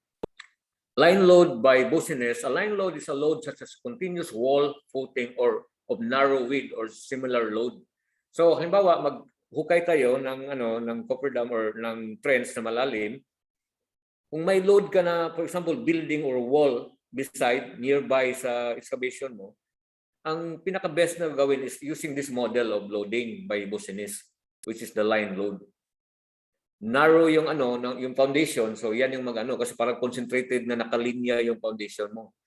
O similar load, generally parallel to the wall. So yung sheet pile mo nakahilirar pa ganon, then parallel yung loading mo na wall or mga pader na mabigat masyado, or some building, hindi siya kasi ang building kasi may lupa at saka beam, so hindi siya magbibehave na totally yung walls lang, strip or railing would be considered to be a line load. The general equation for determining the pressure or distance H below the ground line is yung Q, H at saka yan, mga formula na yan, ipa-plug in mo lang, makukuha mo na yung equivalent lateral force using that line load. So it's more about kung may mga railway project ka, mamimit mo talaga yung mga ganyan kasi yung mga right of way, may mga pader na sa right of way, so kung malapit yung hukay mo ng board pile doon, dapat itong formula na to ang gagamitin mo para ma-analyze mo kung ano yung wall pressure sa i-exert niya sa sheet pile. So next, the point load are loads such as outrigger loads from a concrete pump or crane. So yan naman yung point load. Local masyado yung effect kasi you imagine a crane, 300-tonner mobile crane with its 4 outrigger. So yung dalawang outrigger, naturally, malapit siya sa excavation mo, then this formula can be used. Mas effective siya kasi parang dalawang foundation na nakadikit doon, tapos dinidiin yung mass ng soil to magkaroon siya ng equivalent lateral pressure. So itong formula ang gagamitin. Any equipment na malapit na magbubuhat siya ng mabigat. So it can be used. Another thing is, in addition, gamma H is further adjusted by the following when the point is farther away from the line closest to the point load. So meron kang equivalent, kung palayo ng palayo, ma-adjust mo rin yung ng gamma, yung pressure. Kung palayo ng palayo, meron siyang formula. Basta ang ginagawa ko nito, meron akong ginawang program din ito na ginagamitan ko rin ng angle calculator. Ika-calculate niya yung theta na yan. So mas madaling makuha yung pressure. So it's still from Business experiment pa rin. So this one, as you can see, traffic loads, yung kanina, yung inano ko na H is 20. Kung mapapansin mo, 32,000 pounds or ang kalahati kasi yung axle load ng isal, equivalent axle load niya, isal, 16 kasi hinati yung 32. 16,000 pounds, 16 keep, yung dalawa. So, yung forget about yung dulo kasi magaan lang yung 4K at saka yung sa isa. Yung sa gitna tayo, sa pag tumapat yung gulong na yan, yung axle na yan sa excavation mo, malapit lang, meron kang corresponding wall pressure din. Which is, yung pressure na yan yung H is 20 na pinakita ko kanina earlier. So it has its corresponding wall pressure. Tapos may formula ka, using that formula, i-plug in mo lang lahat, makukuha mo na yung right rear wheels, anong pressure, makukuha mong left rear wheels, anong pressure, makukuha lahat ng pressure ng horizontal, kung gamma H na yan, makukuha mo lahat kung anong effect niya doon sa sheet pile mo, sa retaining structure mo. So may mga combined and simplified similar equation, ganun din, pero hindi na magkalayuan yung result. So that's again another Business experiment using the AS2 H is 20. Now, this is a diagram. This diagram now is yung result na nung formula ni Business. So makikita mo, parang second degree siya na naka-curve siya, tapos magkaiba yung value ng wall pressure. But in design, ang after lang natin dyan yung malaki, yung 171 at saka yung 150. 150 in terms of S is 20, tapos itong sa kabila kanan in terms of English na unit, Q strip. Yung strip load na yan is i-compare mo yung strip load at saka yung S is 20. Kung makikita mas malaki yung strip load. 171 siya. So, ang mag-govern yung strip load, hindi yung H20. So, i-compare mo lang. Whichever is higher, yun ang gagamitin natin sa design. So, in the left diagram, H20 yung ginamit dyan kasi wala namang strip load. Although, nakatulong din yung mass ng MSC wall, mabigat din. Pati yung buong ano na yan. Yung H20 na yan, diyan siya mag-effect sa MSC wall mo. Pero ang ginawa natin, pagdating na sa baba, yung surcharge niya, nakatotal na yan lahat sa MSC wall at saka H20. So, it would have an approximation equivalent lateral earth pressure on the sheet pile. So this one, another diagram ng loading, magkaibang distance ng loading. The more na malayo siya, magkalayo siya sa ano, liliit naman yung pressure ng ano mo, wall pressure kasi the more na malayo ang distance. Kaya nga, in our operation sa construction namin, maglilimit talaga yung design. Pag mag-design ako ng sheet pile, ililimit ko talaga yung backhoe at saka yung malalaking crane at a certain distance. Like, you not go near 3 meters to the sheet pile wall. Meron kang limitation, maglagay ka ng fatal zone, maglagay ka ng warning sign, or hindi pwede barrier kasi ano lang, basta may magtitingin na watchman na hindi siya masyado lalapit doon sa excavation. So in that way, it will give you another economical solution din kasi kung ipalapit mo talaga siya, ang implication, cost na naman kasi malaki yung sheet pile mo, makakapal na sheet pile, malalaki, at magkakaroon ka ng malalaking props, struts, and wailers, so malaking cost. So instead na maggawa ka ng malalaking sheet pile, robust na design na Cofferdam, sabihan mo na lang yung operator, huwag kang lumapit dito, kaya pa naman ng boom ng crane o ng backhoe. So yun ang another solution, practical solution on site. So mamaya na yung Q&A na yan kasi kanina pa yan dapat o nauna yung so diretso na tayo. So itong surcharge alternate loading, meron din ganyan, diretso lang. So sa formula din yan. This is now the next part, yung calculation na ginawa ko dyan sa project namin for the NR2 drainage work. Actually, why I use this example, this is complete because this project is very challenging. You will be doing double barrel RCBC on an existing flooded canal. So paano mo ma-mitigate yung pagtrabaho ng working on water? So ito yung dito na papasok yung methodology at saka yung Cofferdam system na anong gagawin natin. So you can see there, design brief. Kailangan in every design report, you will have a design brief. Sabihin mo kung anong i-design mo. Ito, strip to, mahabang kanal to na ng double barrel na RCBC. It is to design a 3 meter by 9 by 4. Bakit? Magtanong ka, bakit 3 meter by 9 by 4? Ang ibig sabihin niya, 9 yung length, 4 meter yung width, 3 meter lang yung yung depth ng excavation kasi kanal siya. Kasi ang RCBC 3 meters din. Maggagawin siyang service road on the ramp. So ngayon, bakit maliit yan? Kasi wala kaming data. In the absence of hydrologic data, yung mga seepage analysis, ang mangyari, kung wala kang seepage analysis, pwede ka mag-trial and error, maglagay ka ng pump, tapos timeman mo. Parang yung rate ng gaano katagal na maibsan yung tubig ng at ganitong height. So makakompute mo yung volume na nawala, makakompute mo based on the pump, submersible pump na nilagay mo. And then, that section 3 by 9 by 4, ginamit ko lang yan as initial. Kung anong, i-confine mo na namin yung confine mo na namin yung area na yun ng ganyan. Tapos, naka-cellular Cofferdam siya pasunod-sunod. So, yan yung isang system na ginawa namin para makapagtrabaho ng umpisa. Kasi kung hindi ganun gawin mo, kailangan mong hindi ka makagawa kasi mahaba masyado. So, kailangan kang gumawa ng cellular system para makapagtrabaho ka dahan-dahan. And divide and conquer lang hanggang sa matapos yung isang stretch. So, yan yung system. Meron kang design load, meron kang live load, and all the parameters, mga material properties and software na ginagamit. So, ilagay lahat yan, pati yung code.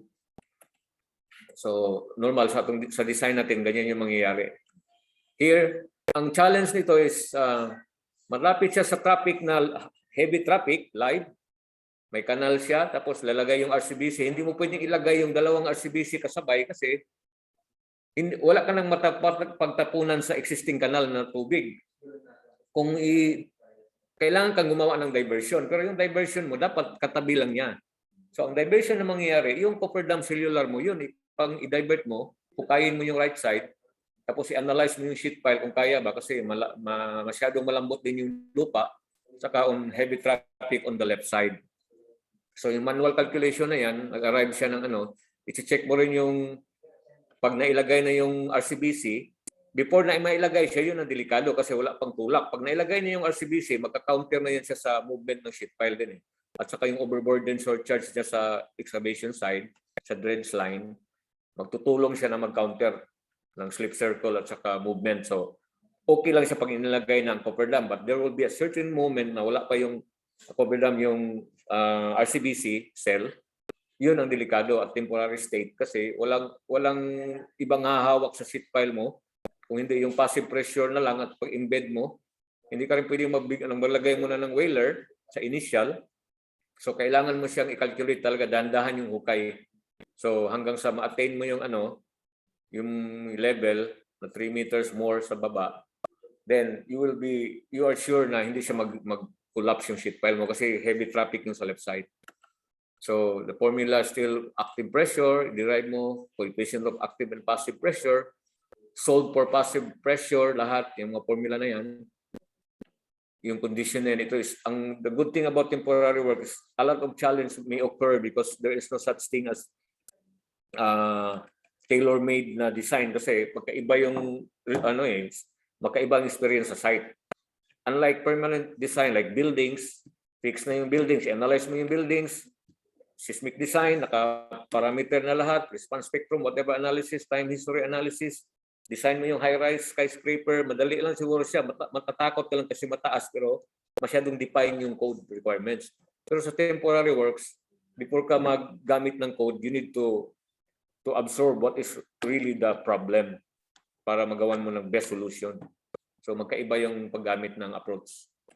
But still, the principle of classical soil mechanics, the geotechnical, the forerunners of geotechnical engineering, Tersagi and Pick, Teng, those advanced of Bosinisk, they are the ones who have a great contribution in the field of geotechnical engineering.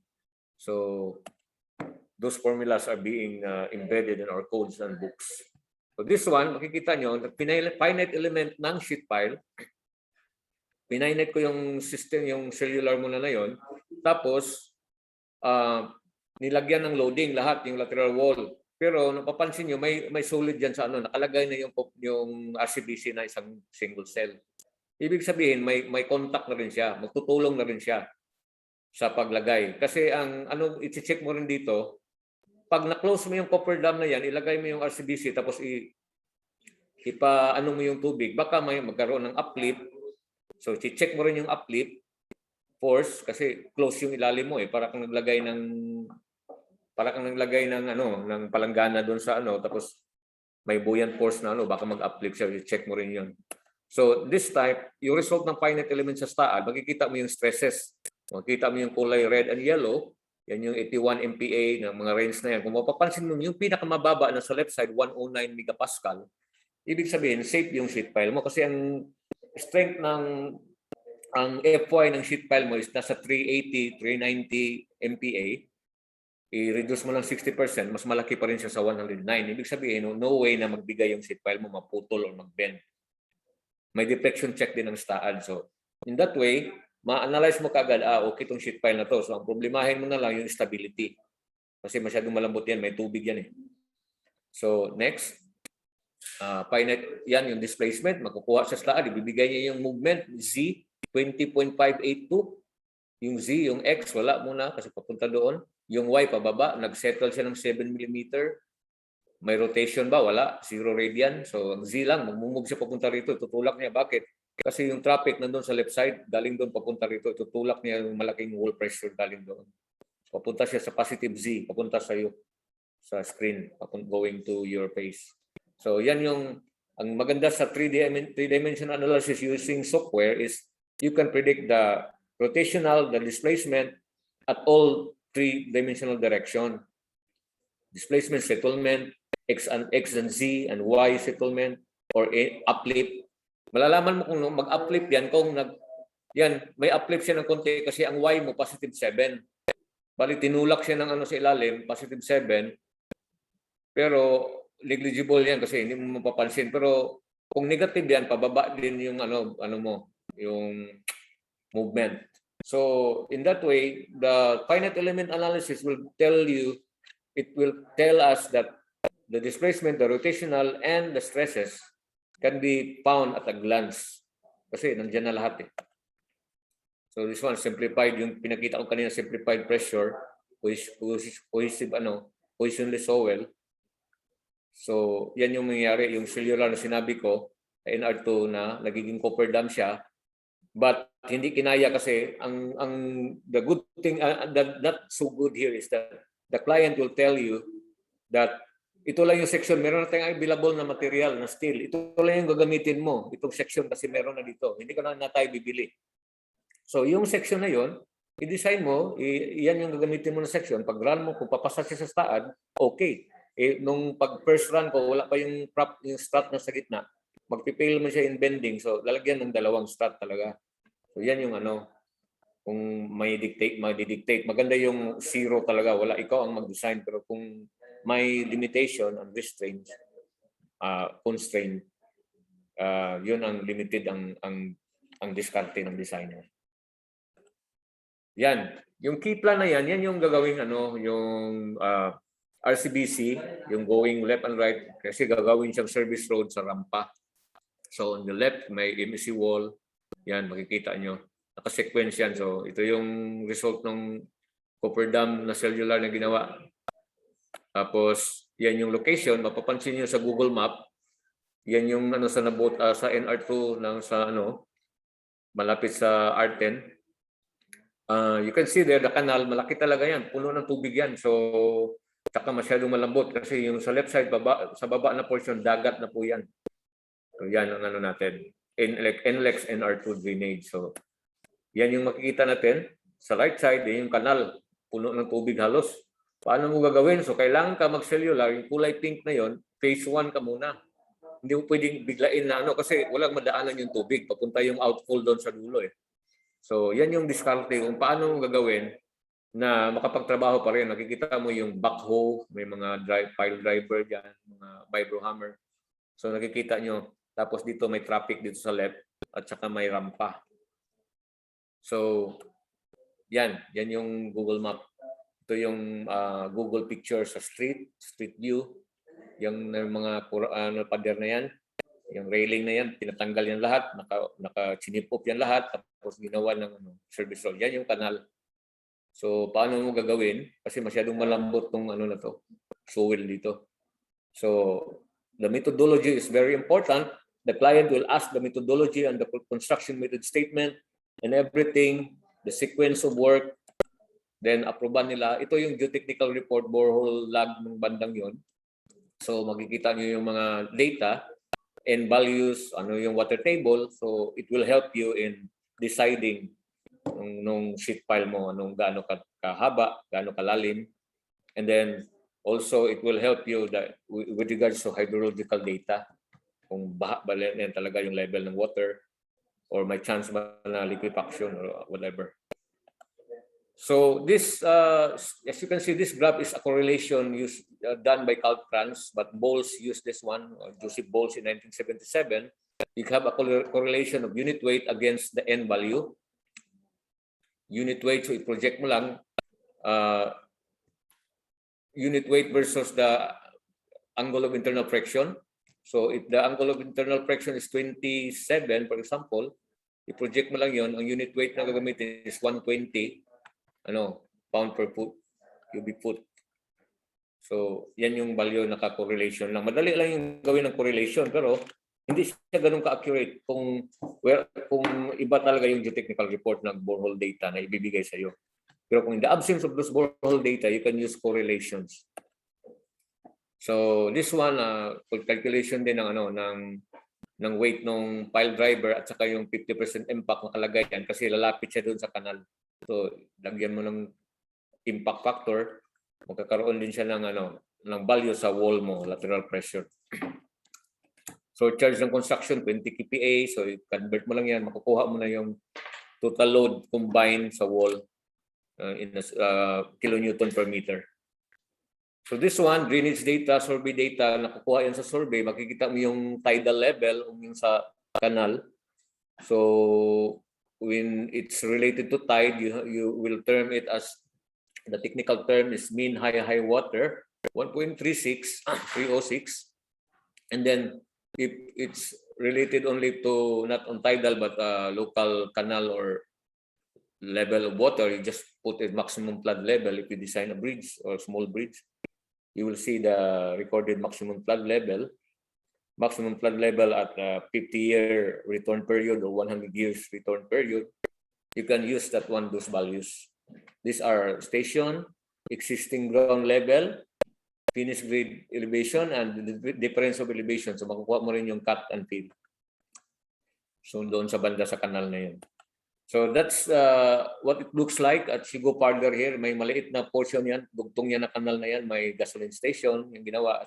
At saka you can see there is a portal crosshead, portal pier for the bridge. So this one also, masyadong malapit yung crane sa diagram, makikita nyo. So yung business equation kanina, ma-apply natin. So makikita mo yung wall pressure ng total wall pressure ng sheet pile, including those apparent wall pressure, the active and the passive zone. And if there is a water table high, i-consider mo rin pati yung saturation niya. Next, this is the calculation, more on calculation on getting the passive, active, coefficient of lateral forces. So makukuha mo lahat. Then yung correlation ng N, yung kanina is PTN3 blows 4 to 10. Usually sa experiment nila, loose sand or loose na lupa, ang relative density 20 to 40. Tapos ano siya, ang friction angle is 30 to 35. So kaya yung ginamit natin ng correlation, pwede mong gamitin yung correlation ni Bowles. 30, i-project mo, makukuha mo yung unit weight dun sa soil. Next.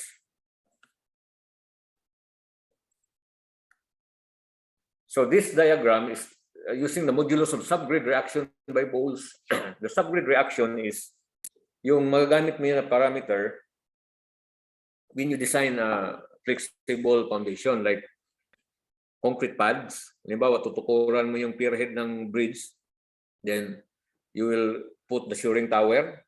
So yung shoring tower, sinusuportahan ng concrete pad. Yung concrete pad naka-rest dun sa grade sa lupa. So ang kailangan mo hindi sa parameter sa STAAD, pag i-input mo yan sa computer, hindi yung soil bearing capacity. Kung hindi yung subgrade reaction, kasi flexible yung yun sa behavior pa sa taas eh. You can use the soil bearing capacity value or parameter when you design buildings, because normally buildings are yung mga foundation ng buildings, kailangan talaga tatama sa bedrock ng matigas na talaga sa ilalim. Or kung hindi man siya matigas yung level, kailangan siya mag-board pile or yung mga driven pile, tapos mag-pile cap siya, so matigas pa rin. So magagamit mo yung soil bearing capacity. But in this case, temporary structures, yung mga pads, I'll be using modulus of subgrade reaction. So there, yung formula sa STAAD, yung left side, yan yung STAAD load definition, nakalagay lahat yung mga values based ng loading na yan. May vibro hammer, yung sheet pile, the drive niya, so magbabibrate din siya. So kailangan i-consider niya lahat para makukuha mo yung pressure sa wall and also the embedment depth of the sheet pile. Now, designing the sheet pile is very easy, as I have said, because when you use finite element analysis, you model the section of the sheet pile, you will get the maximum stress, the Boone-Miss stress. Actually, the Boone-Miss stress is the yield criterion mo yan na ginagamit sa finite element. Masyadong kasi siya consistent eh.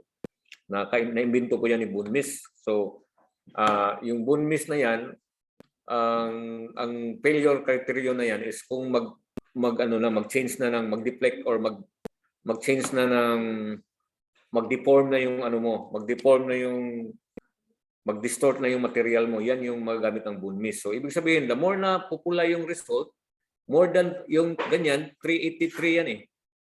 So ang bone mist niyan, para mag-fail na siya kasi more than 380 lang yung ano mo eh. Halos mag-fail na yung ano mo sa ilalim, yung sheet pile na yan. So ang gagawin, magagawan mo ng solusyon yan. Kasi yan, naka-ano pa rin, pre-earth pa na, naka-stand pa lang siya na ano eh, wala pa siyang mga support. Wala pang whaler. So ngayon, pag lalagyan mo na ng whaler, parang Cofferdam system na siya, yung kanina naka-cantilever pa yon. Ito na yung mangyayari. Wala ka na makikitang pula at saka bumaba na, may pula siya pero 251, wala, hindi mo makita diyan. Halos contact lang yan ng whaler. So ang dominant na color is cyan, yung blue at saka nasa lang 134, so pasado yung sheet pile. Ibig sabihin hindi siya magdi-distort. So you can use that section. So it's very fast way of designing a section when you use this numerical method which we call finite element analysis or modeling. Yan yung design ng whaler, naka-plan view tayo. Yan pong design na yan, makikita nyo, makuha nyo yung shear and moment diagram. Shear, moment yung kanina. Then you can design an axial also. You can design the whaler na, katulad yung ginawa natin kanina. So i-design na mabilis lang kasi ang STAAD, magbibigay siya ng section. Ang binigay ng STAAD is W14 by 90, yung sa mahaba na side na whaler. Yung strut na ibinigay niya is I think W8 by 58, yung pangtukod. So tapos yung sheet pile type 3 lang. So kaya niya. Yan yung the beauty of using software. But take note, software is very powerful if we know how to use. It needs a lot of experience and confidence na palagi mong gagamitin kasi even if you use a very powerful software and then you cannot interpret the result, and then you cannot have a check and balance calculation even in a manual calculation, you can say that your result is very reliable. So software is very powerful as long as you will use it powerfully. But if you use it in a wrong way, it's very fatal or very catastrophic kasi magbigay talaga siya ng mali. Kung mali talaga yung bigay mo, garbage in, garbage out talaga. So next. Yan na yung mga conclusion na binigay natin. Meron siyang binigay na connection, schedule, dewatering. Kailangan may i-dewater ng ganito. Kailangan cofferdam size, may change. Proper monitoring during construction, mga ganyan. Yan na yung ng designer. Mga designer's notes. So, next. Actually, we are talking about temporary works. Wala tayong permanent works. So, yung tinag-usapan natin ngayon na Cofferdam is more on temporary works use. Nakikita niyo yung plan view na yan. As you can see, the yellow portions are the cellular Cofferdam na nagawa. Yung direction ng arrow papunta doon sabay para mabilis kasi kailangan namin tapusin yung project na mabilis. Yung kulay blue sa left lane, yung left canal, yan yung diversion na, yan yung pinadaan na yung tubig. Yung yellow, yan yung dry area na. Pa-pump na siya. So para magawa na yung RCBC na precast nilagay dyan.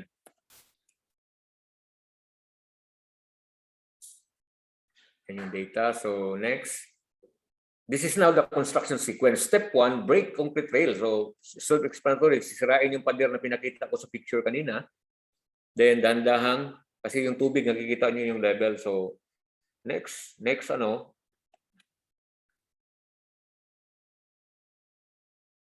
Step 2, clean debris and level the ground surface. So i-clean na naman siya.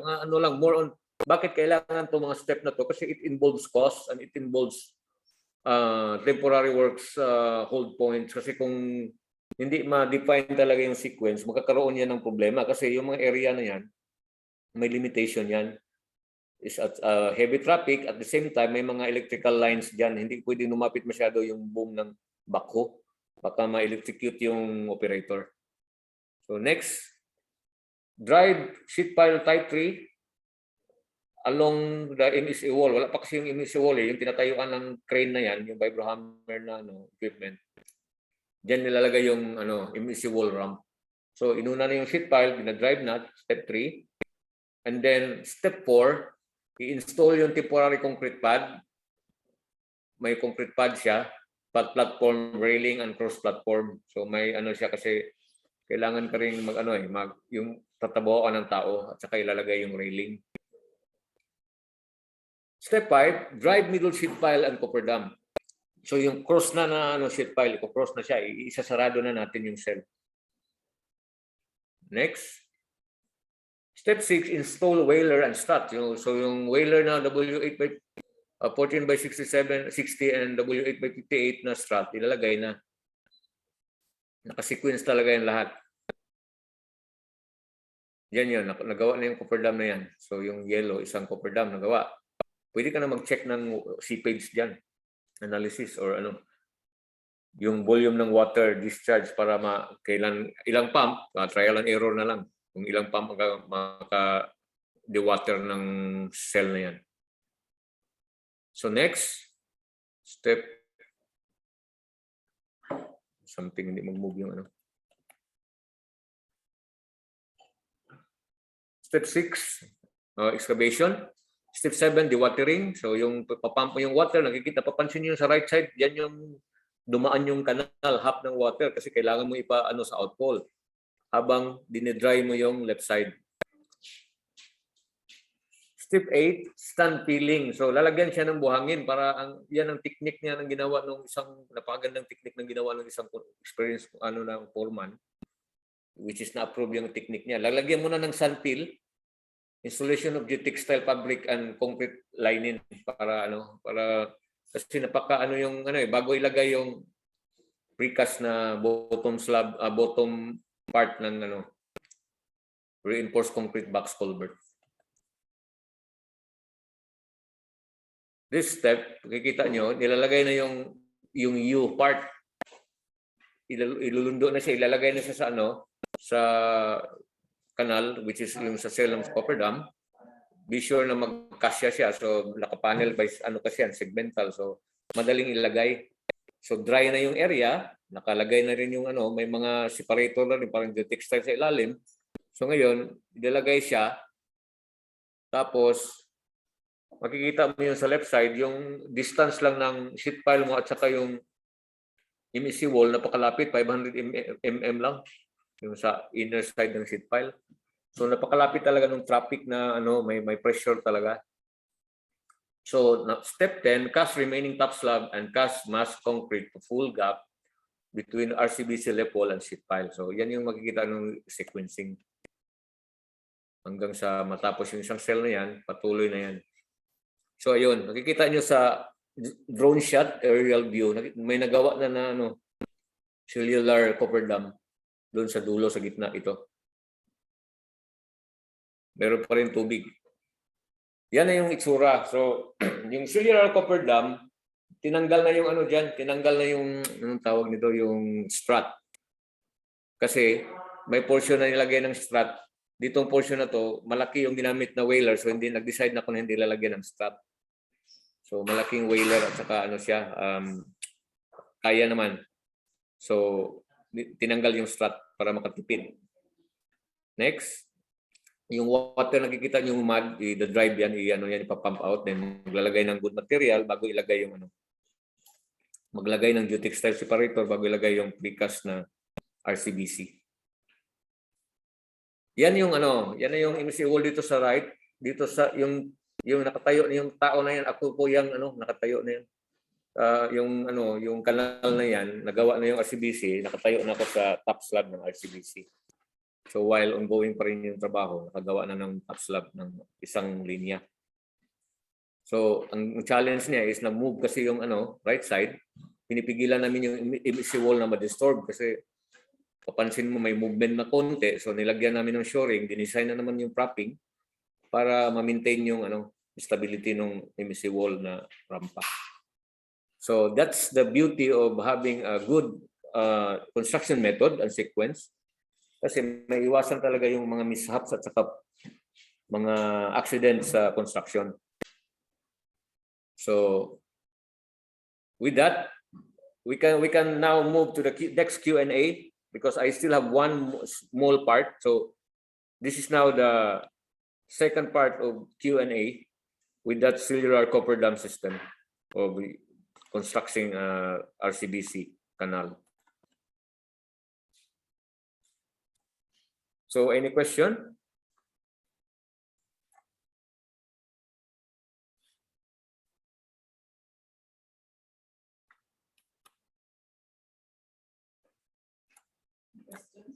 Questions?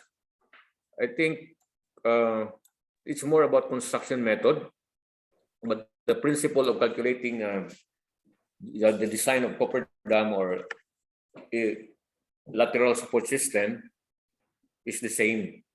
The basic of finding those wall pressures are the bread and butter of designing structure, because if you don't know the expected apparent wall pressures, you will underestimate. Delikado. If you overestimate, kung ano, malaki masyado yung design mo, hindi rin economical. So if it's engineering, it's a good engineering if you are in the balance of economy and safety and durability. So Art, what is the exposure time for this structure? How many months do you think? The exposure time of that is around, it is 3 months. More than 3 months. So did you include seismic loading in your design? I did not actually. It should include a seismic loading, but the depth of excavation and the considered time frame and the design is they wanted me to produce the design within 2 days. I didn't put any like using the MO method or whatever, time history, response spectrum analysis, or very basic static loading.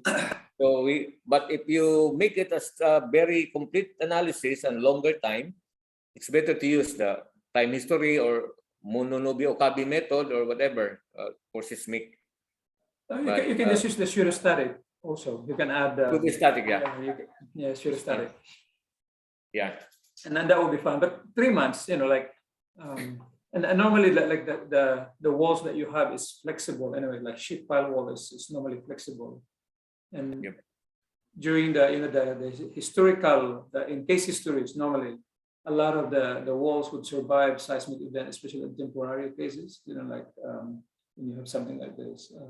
As long as it's well designed and you have accounted for the construction sequencing and all that. How high was the MEC wall? Maximum height of MEC wall is around 6.5 meters. 6.5 but it goes slope. The lowest height is 1.5, but the highest is 6.5. So that's on the approach. It's like the approach structure. Yeah, like the approach. So the challenge there is only on the portion, the high MEC wall portion. The challenge of high lateral pressure, but going slopes, going down, it will decrease the lateral wall pressure. So it's a linearly decreasing pressure. So did you do any surveying? Did you do any monitoring on the face of during the construction to verify deflections? That's a very good question, because the first casting of the RCBC complete casting, the ramp, the MEC wall settles, and settlement is significant. So the significant settlement has been monitored all throughout until completion. We have all the data, the movement of the MEC wall. There is a movement lateral and movement downwards, but everything has been mitigated because of a close monitoring. And there are some additional strengthening being done, like jet grouting, because it's very weak. Jet grouting on the portion of the foundation. So that's the challenge of that part. It's a very small canal. It's not a big canal, but the challenge along the way is very tremendous. So we experience a very stringent monitoring and reanalysis on the levels on the stages of reanalysis, and then the soil geotechnical report is changing. I think that the first data is not so applicable on that during the time, because it's more than a year, the geotechnical report. So I think there are changes. So I think they have two geotechnical data has been raised on that one. But the success is more about the intuitive and good judgment of the site people and the good monitoring of temporary works procedure, like the hold points. Yeah, that's it. Yeah. That's good.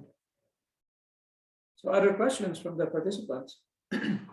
Sir, I would just like to ask, in a inspector's point of view, how many times or how many usage can we use the sheet pile? We know that sheet pile is just a temporary structure and can be placed in one place and to the another.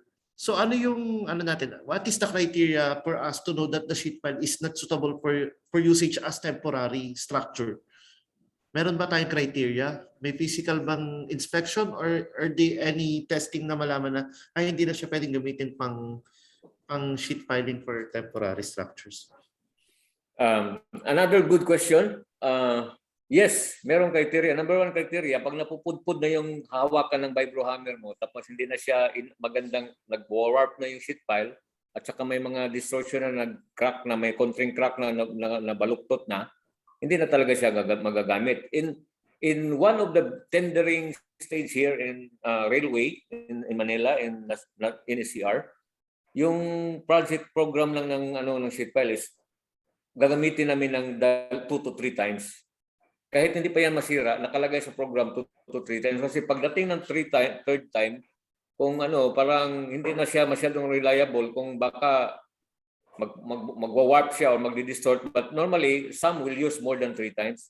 Depende kasi yan sa sa lambot din ng lupa na kung saan mo i-drive. Kasi kung masyadong matigas yung mga rock, kikita mo na magbabakol at saka magdi-distort talaga yung yung hinahawakan ng vibro hammer.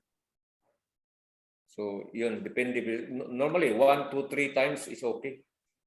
I don't know if docking, how many times I think in the Panama project docking, I think you are using, how many times you use? Yeah, many times. But I designed sheet pile for permanent. And like, I don't know whether the question that Mark was really, can you use it as a permanent, or is there kind of like a rule of thumb assessment, right? Whether you can use it, you cannot use it anymore for permanent. But of course you can use it, like, because the thing is, it's really the what you call the sacrificial steel. The corrosion is one of the issue normally too for permanent structures, where you have, like, let's say, design of 50 years design life. So I designed sheet piles in Canada, and for the bridge, I think it's one of the bridge project that I will discuss also as part of these lectures in November.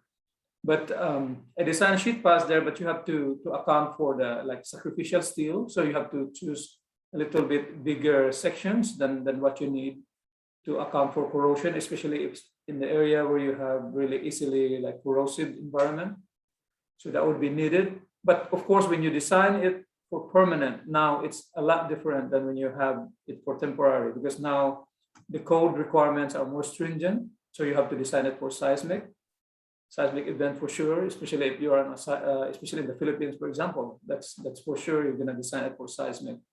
And a lot of times the seismic requirements are in fact more stringent, and would make your sheet pile, instead of having one layer, for example, of reinforcement or tiebacks, then you can go into 2 layers, or you need bigger tiebacks to do that. So and that's normal. So but of course, if that's your question, then whether you can use it temporary or permanent, then that would be my answer. But Art was correct that in saying that when you're using some of this, and then to judge whether how many times you can use it, the sheet pile for temporary purposes.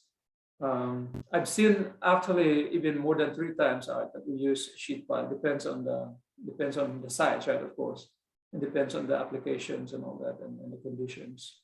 In Panama Canal, the problem in Panama Canal is you could not drive it much because of the rock. It's basalt, very close to basalt and everything. So a lot of times that we do here, whenever we do some temporary structures, for example, they do the drilling. They do like the soldier pile or the second pile, which it has to be drilled and do some stuff. And so to avoid the driving portion. So we don't use a lot of driven piles, and unless it's very soft and you have a thick layer of soft clay. On the Atlantic side of Panama Canal we do, but not on the Pacific side. Yeah, it's more about So I hope, site. Mark, that answers your question. Thank you, sir. Any more question? I think there's another one there. All right. I think there is one chat here. Is there any or in which condition of cofferdam is not required? Or in which condition of cofferdam is not required? So you are asking about si Engineer Rudolph Habuli. Is there any or in which condition of cofferdam is not required? So there is, because cofferdam, as we can say, if the working area is in water, you need to remove the water. Like you want to build a bridge, you need to have a cofferdam and then make it dry, or caisson system, make it dry, and then you will pour the foundation of the bridge. But if the area is not so wet and then not deep, so you will not, you just make an open excavation. But for deeper but without water, deeper area, you need a cofferdam or soldier piling or soil nailing or whatever support you have.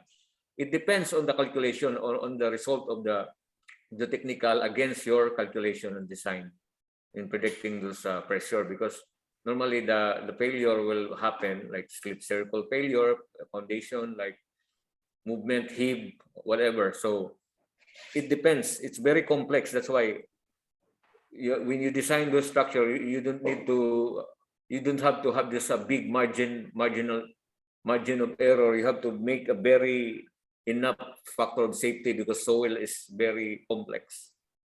So cofferdam, it's your decision if not required, because normally if we dig 2 meter to 2.5, we will use open excavation if the area is okay, it's a wide area. But if it's the area is congested, normally cofferdam can be used, because it will be less spacious, less space required. I hope it answers your question, Engineer Rudolph Habuli. Another question, can it be totally watertight, sir? Yes, actually a cofferdam, not perfectly, but cofferdam can be watertight because of the interlocking of the sheet pile. Interlocking, even if you put it on the ocean or on the sea, it will be watertight. We just see parang ano lang, parang ship na maliit doon, pero hindi, watertight siya.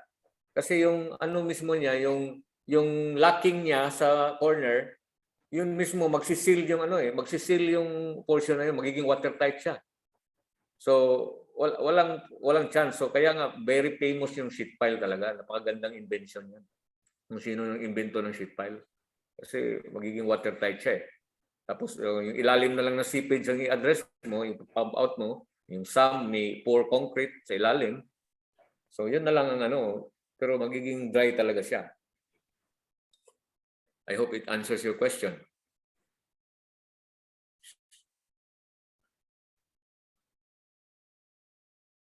So it's more about sheet pile, cofferdamming. Kaso mahal ang sheet piling. Yung iba gumagawa ng sheet pile na ano lang pala, logging. Yung mga popo lumber or mga lumber timber. Timber logging. Timber logging lang. So madali kasi mahal ang sheet pile. Pero may limit siya. So in the soldier pile, do you use the H section or the I section for the beams, and then timber loggings in between, right?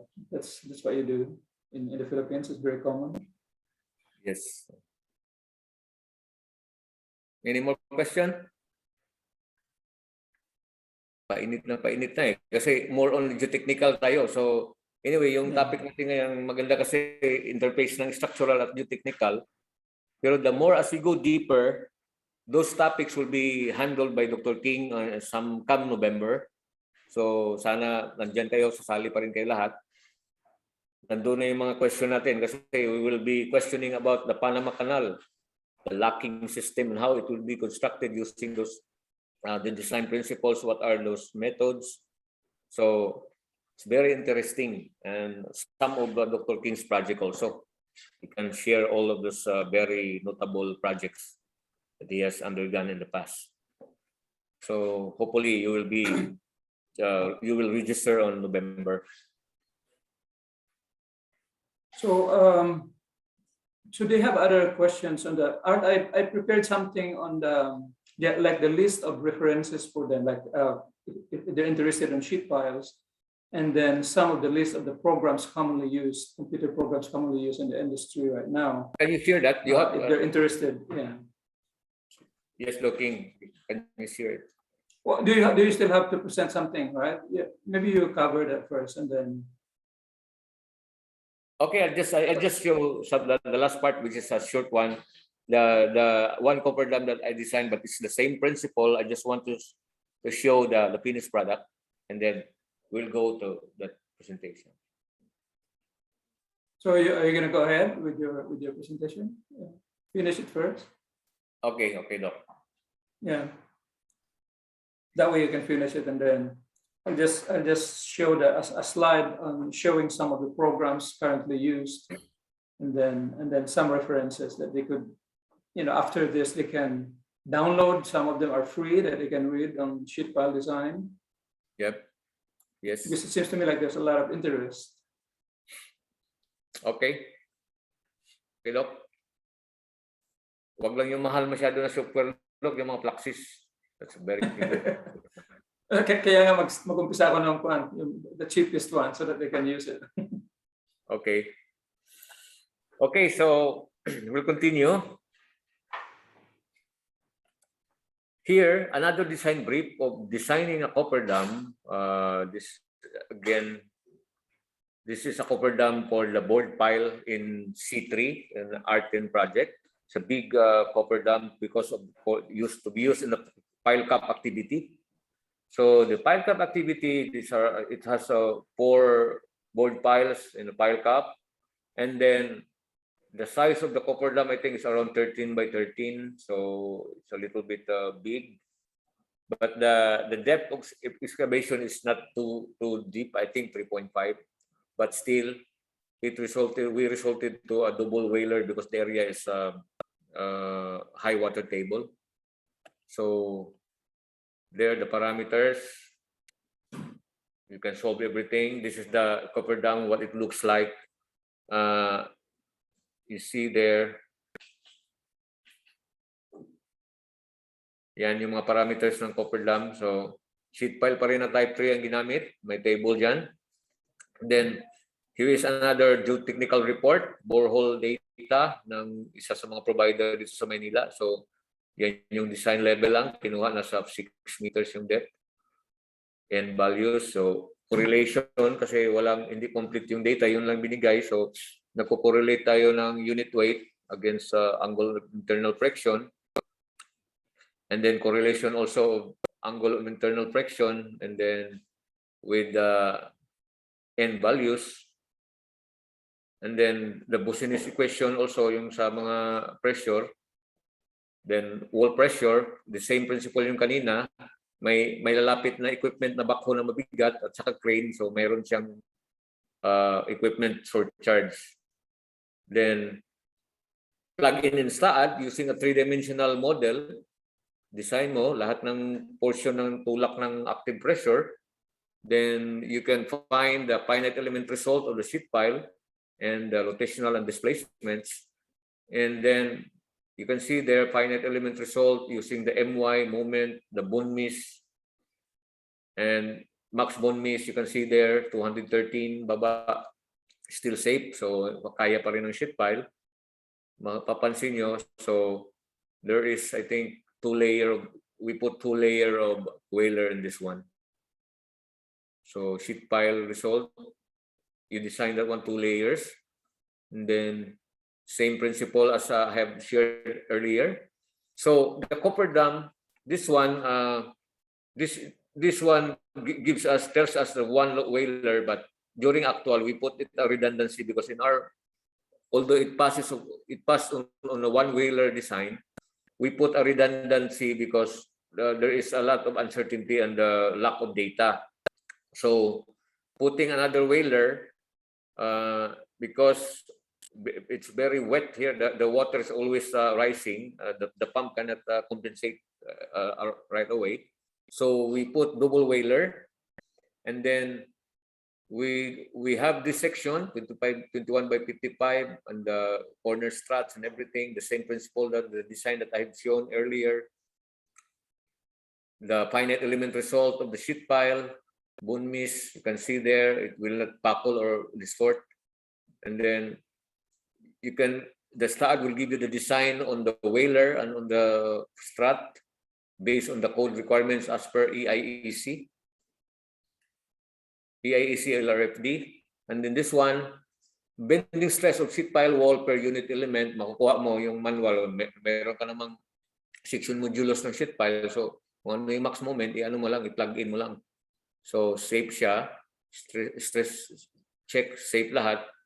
Yung bending allowable is 0.66 FY. So, 390 by times 0.66. 300 by times 0.66.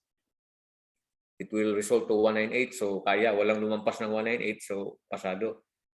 Here, we design using bolt connection.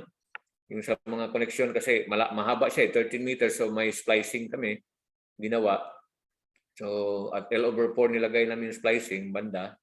Then, we design it like yung bolted talaga na moment, resisting din na bolt design. So, grabe yung mga bolt dyan, pati yung splice ng plate ng web, moment at saka shear, naka-design yan lahat. So, yung whaler naman sa side, yung sa diagonal, wini-weld namin yan. Naka-weld dyan siya, kaya lang, hindi naman masyado mahaba. So, yung weld computation nandyan din. And then, yung weld, so makikita natin yung shape, yung discrepancy, failed for web, yung welding ng web, pag-fail siya. So, kailangan mong lakihan yung mga weld size. So, yun lang. Then, the Cofferdam looks like this in the model of STAAD. Yung mga section meron na. And then, kinonstruct na namin. Pag-construct, ito na yung itsura. So, yan yung Cofferdam. Sometime in 2019 yata yan natapos. So, 2020 first. Not 2019. So, 2 years ago, yan yung nagawa namin na Cofferdam. Konti na lang yung kulang sa niyan kasi yung formation na attain na. So, i-hacking yung nakikita nyo na board pile. Pag na-hack na yan, tanggalin yan lahat. Ilalagay na yung mga rebar ng pile cap. So, we work on that in a dry manner kasi natanggal yung mga tubig, binapump out. Then, safe and successful yung project kasi hindi nagbumigay yung Cofferdam. So, that is another simple exhibit of my experience there in Arton project. So yan yung itsura ng mga whaler, yon yung tubig pa rin. Matagal yung naubos yung tubig na yan kasi mataas yung water table. So tinanggal, pumping, so hanggang sa natapos yung trabaho. Grabe yung procedure kasi the good thing here in doing a Cofferdam is there are a lot of steps. When you dig, you drive the sheet pile, you dig at the certain depth, you put the first whaler, and then again another permit for the next whaler because everything should have its hold point. Kasi halimbawa, just in case nag-fail yung first, malalaman mo kagad. Or second, malalaman mo kung anong mga mitigation. Hindi mo pwedeng trabaho lahat, walang hold point. So we need to have that hold points by means of asking the TW1 request for design and request to permit to load and strike. TW4, on the first webinar that we have, I explained the procedure, the temporary works procedure, in order to have a successful execution and sequencing on site. So yan yung Cofferdam na nagawa based on design. I'm using that STAAD on that one, STAAD software again. So these are the sections. May take-off pa rin para makuha yung tonnage. So ganun palagi pag natapos yung design, meron kang tonnage kasi cost implication yan. So I think that's the last part, Doking. So you can show your you can now show your screen. Yeah, the reason I'm just going to show this is just to make everyone aware that there's a lot of tools and a lot of publications that you can have access. And one of them that I will share is And I'm not sure whether some of you are aware of the U.S. Army Corps of Engineers. You know, the U.S. Army Corps of Engineers in the U.S., we use that a lot of this, especially for consultants. I know that in academics, you don't use this kind of stuff because in academics, you like the books by Bowles or Das. Those are the common ones because they are very easy. But when you're a practicing engineer and you are a design engineer, you only use this for calculations, especially in geotechnical. But a lot of times, what you use in your practice are the publications that were written by Corps of Engineers, the Federal Highway Administration, and the reason for that is because these are all based on practice. So if you notice, like Das and Bowles, they are professors. They're not really practicing engineers. They're probably consulting some stuff, but they're not really full-time practicing engineers. Sorry, I'm mumbling because it's 4 o'clock in the morning now here in Panama. So, so I'm quite sleepy now. So, but and I want you guys to be aware of some of this. And as we go through, as we move forward with this lecture series, I'm going to share more and more materials with you that you can have access. You know, because this is something I know Filipinos are very resilient and very, very, when it comes to quest for knowledge, you know, you work very hard. And I think you need to know some of the resources that are available out there. The US always produce a lot of this. The Department of Transportation, Corps of Engineers, they make it available to everyone. And you can download it from their website, like references. So I'll show you an example is the Corps of Engineers. So later on, but I'll start with sharing my screen here. I'm gonna be quick. Let me see, can you see my screen? Not yet, no. Not yet, sir. How should I do it now? This one. How about that?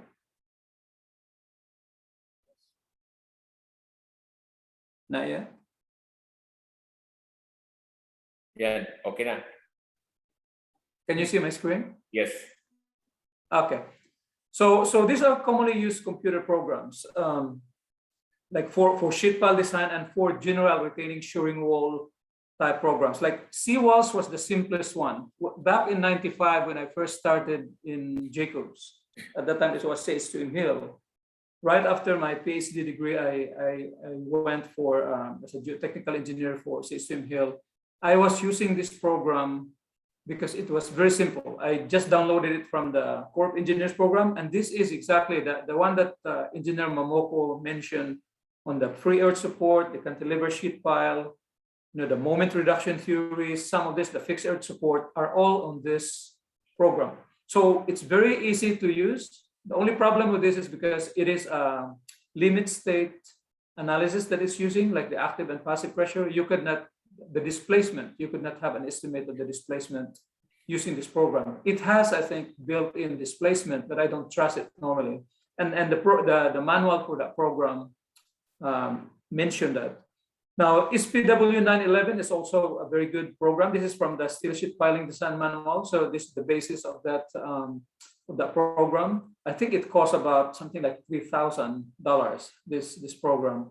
ProSheet is more simple, but it's more, is probably more advanced than CWAS.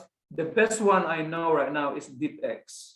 I don't know how much it costs, but I'll show you later on the features of this one, of this program. But a lot of times I think, I'm not sure if Jacobs has this one right now, but I'm sure I think we do have, because we do a lot of deep excavation. It's just that I'm here in Panama and I have not been doing a lot of design lately in the last 2 years, but I'm sure we have this probably in Jacobs. Civil thick shoring is another one. So DeepX, civil thick shoring, these are hybrid type of program. It's a combination of what Engineer Mamoko mentioned, plus the finite element analysis from Fluxys 2D and 3D. So it has that. So if you are only considering shoring in your projects, for example, especially for permanent walls, these are two of the best, I think. I think DeepX would be the best one to me. And I'll show you why it's the best, I think. Now, PY wall, this is common. I used this before. Now, this is based on PY curves, and this is more advanced than what Engineer Mamoko mentioned on the methods of fixed earth support and the free earth support.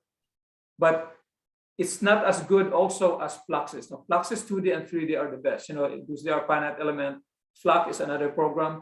But the problem with this is it requires advanced knowledge and on finite element and to understanding that one. So the advantage of DeepX is they are canned programs. So they were really, even the finite element portion of it were designed so that you can use it directly for analyzing excavations and all that.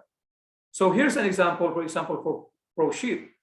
This is an example of dimensioning with ProSheet. So it can handle cantilever. This is the one that Art mentioned earlier. The cantilever without the tieback, and then it can do like free earth support with a strut here, or a fixed earth support. And you can see the moment diagram for the fixed earth support. You have this double curvature, whereas for the free earth support you have that. So this can be handled by that program.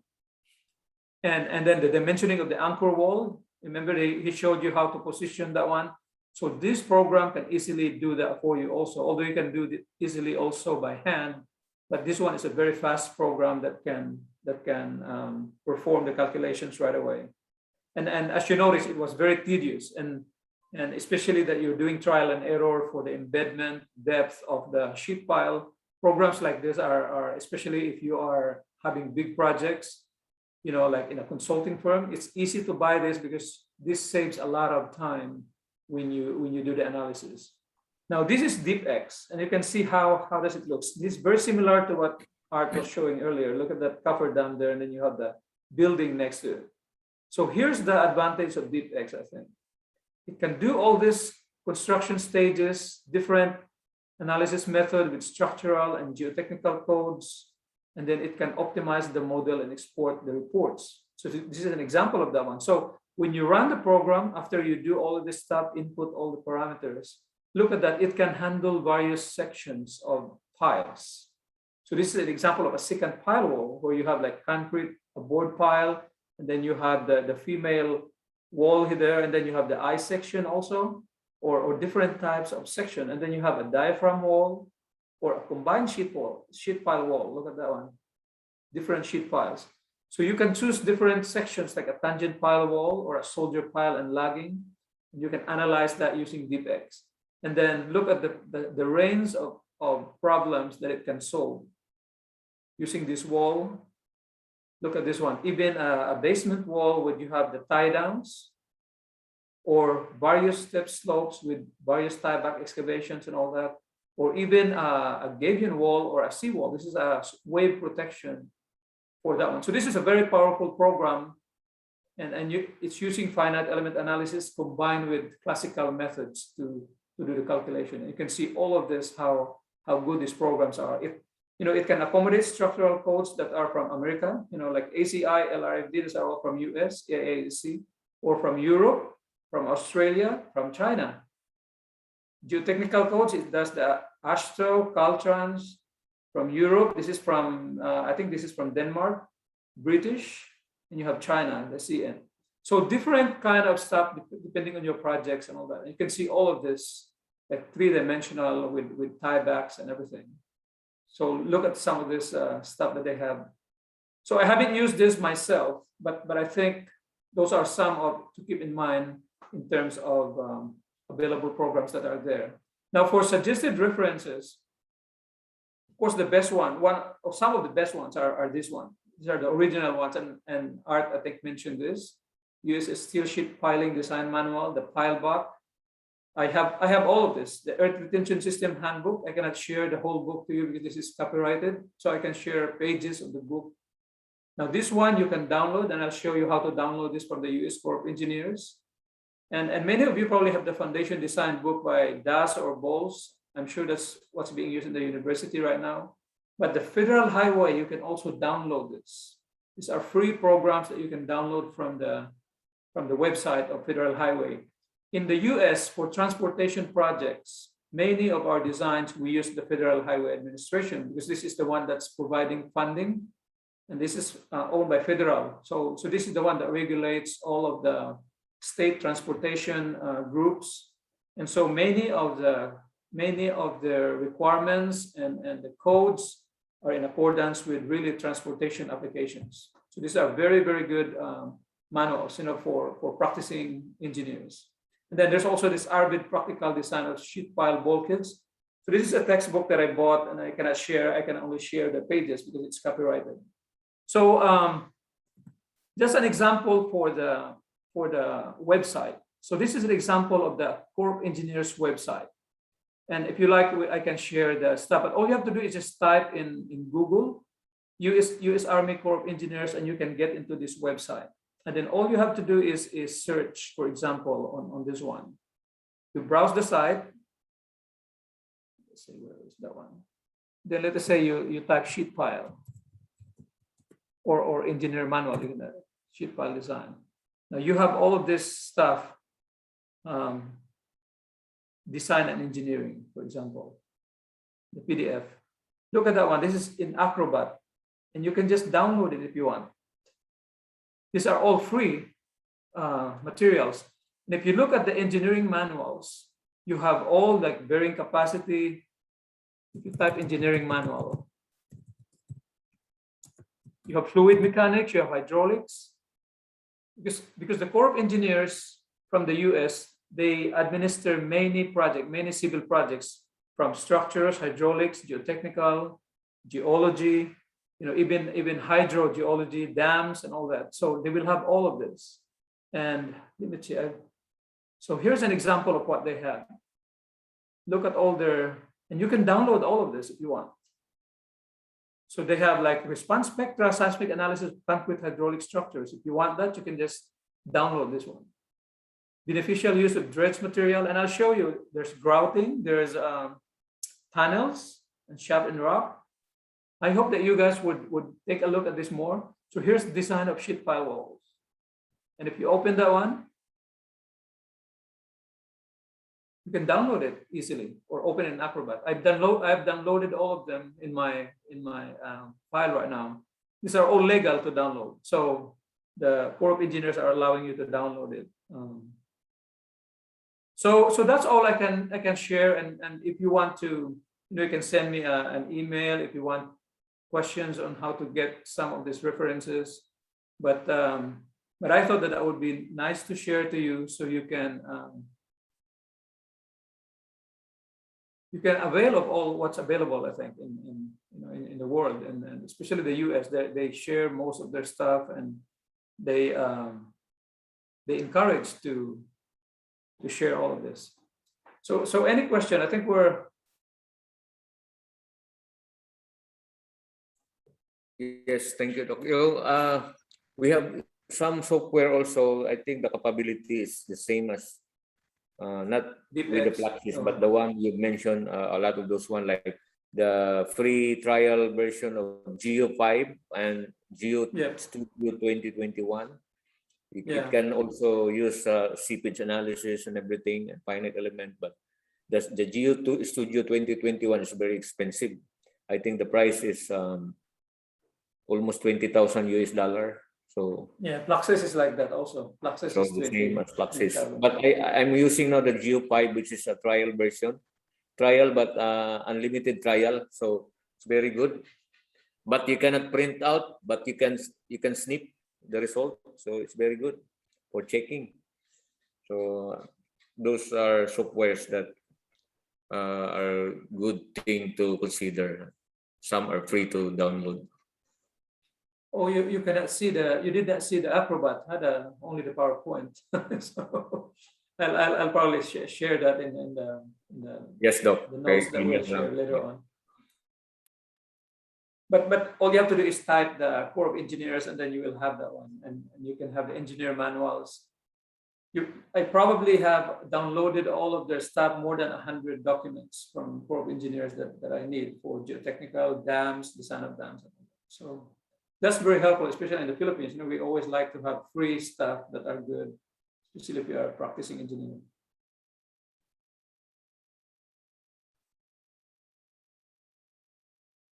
So what's any other questions?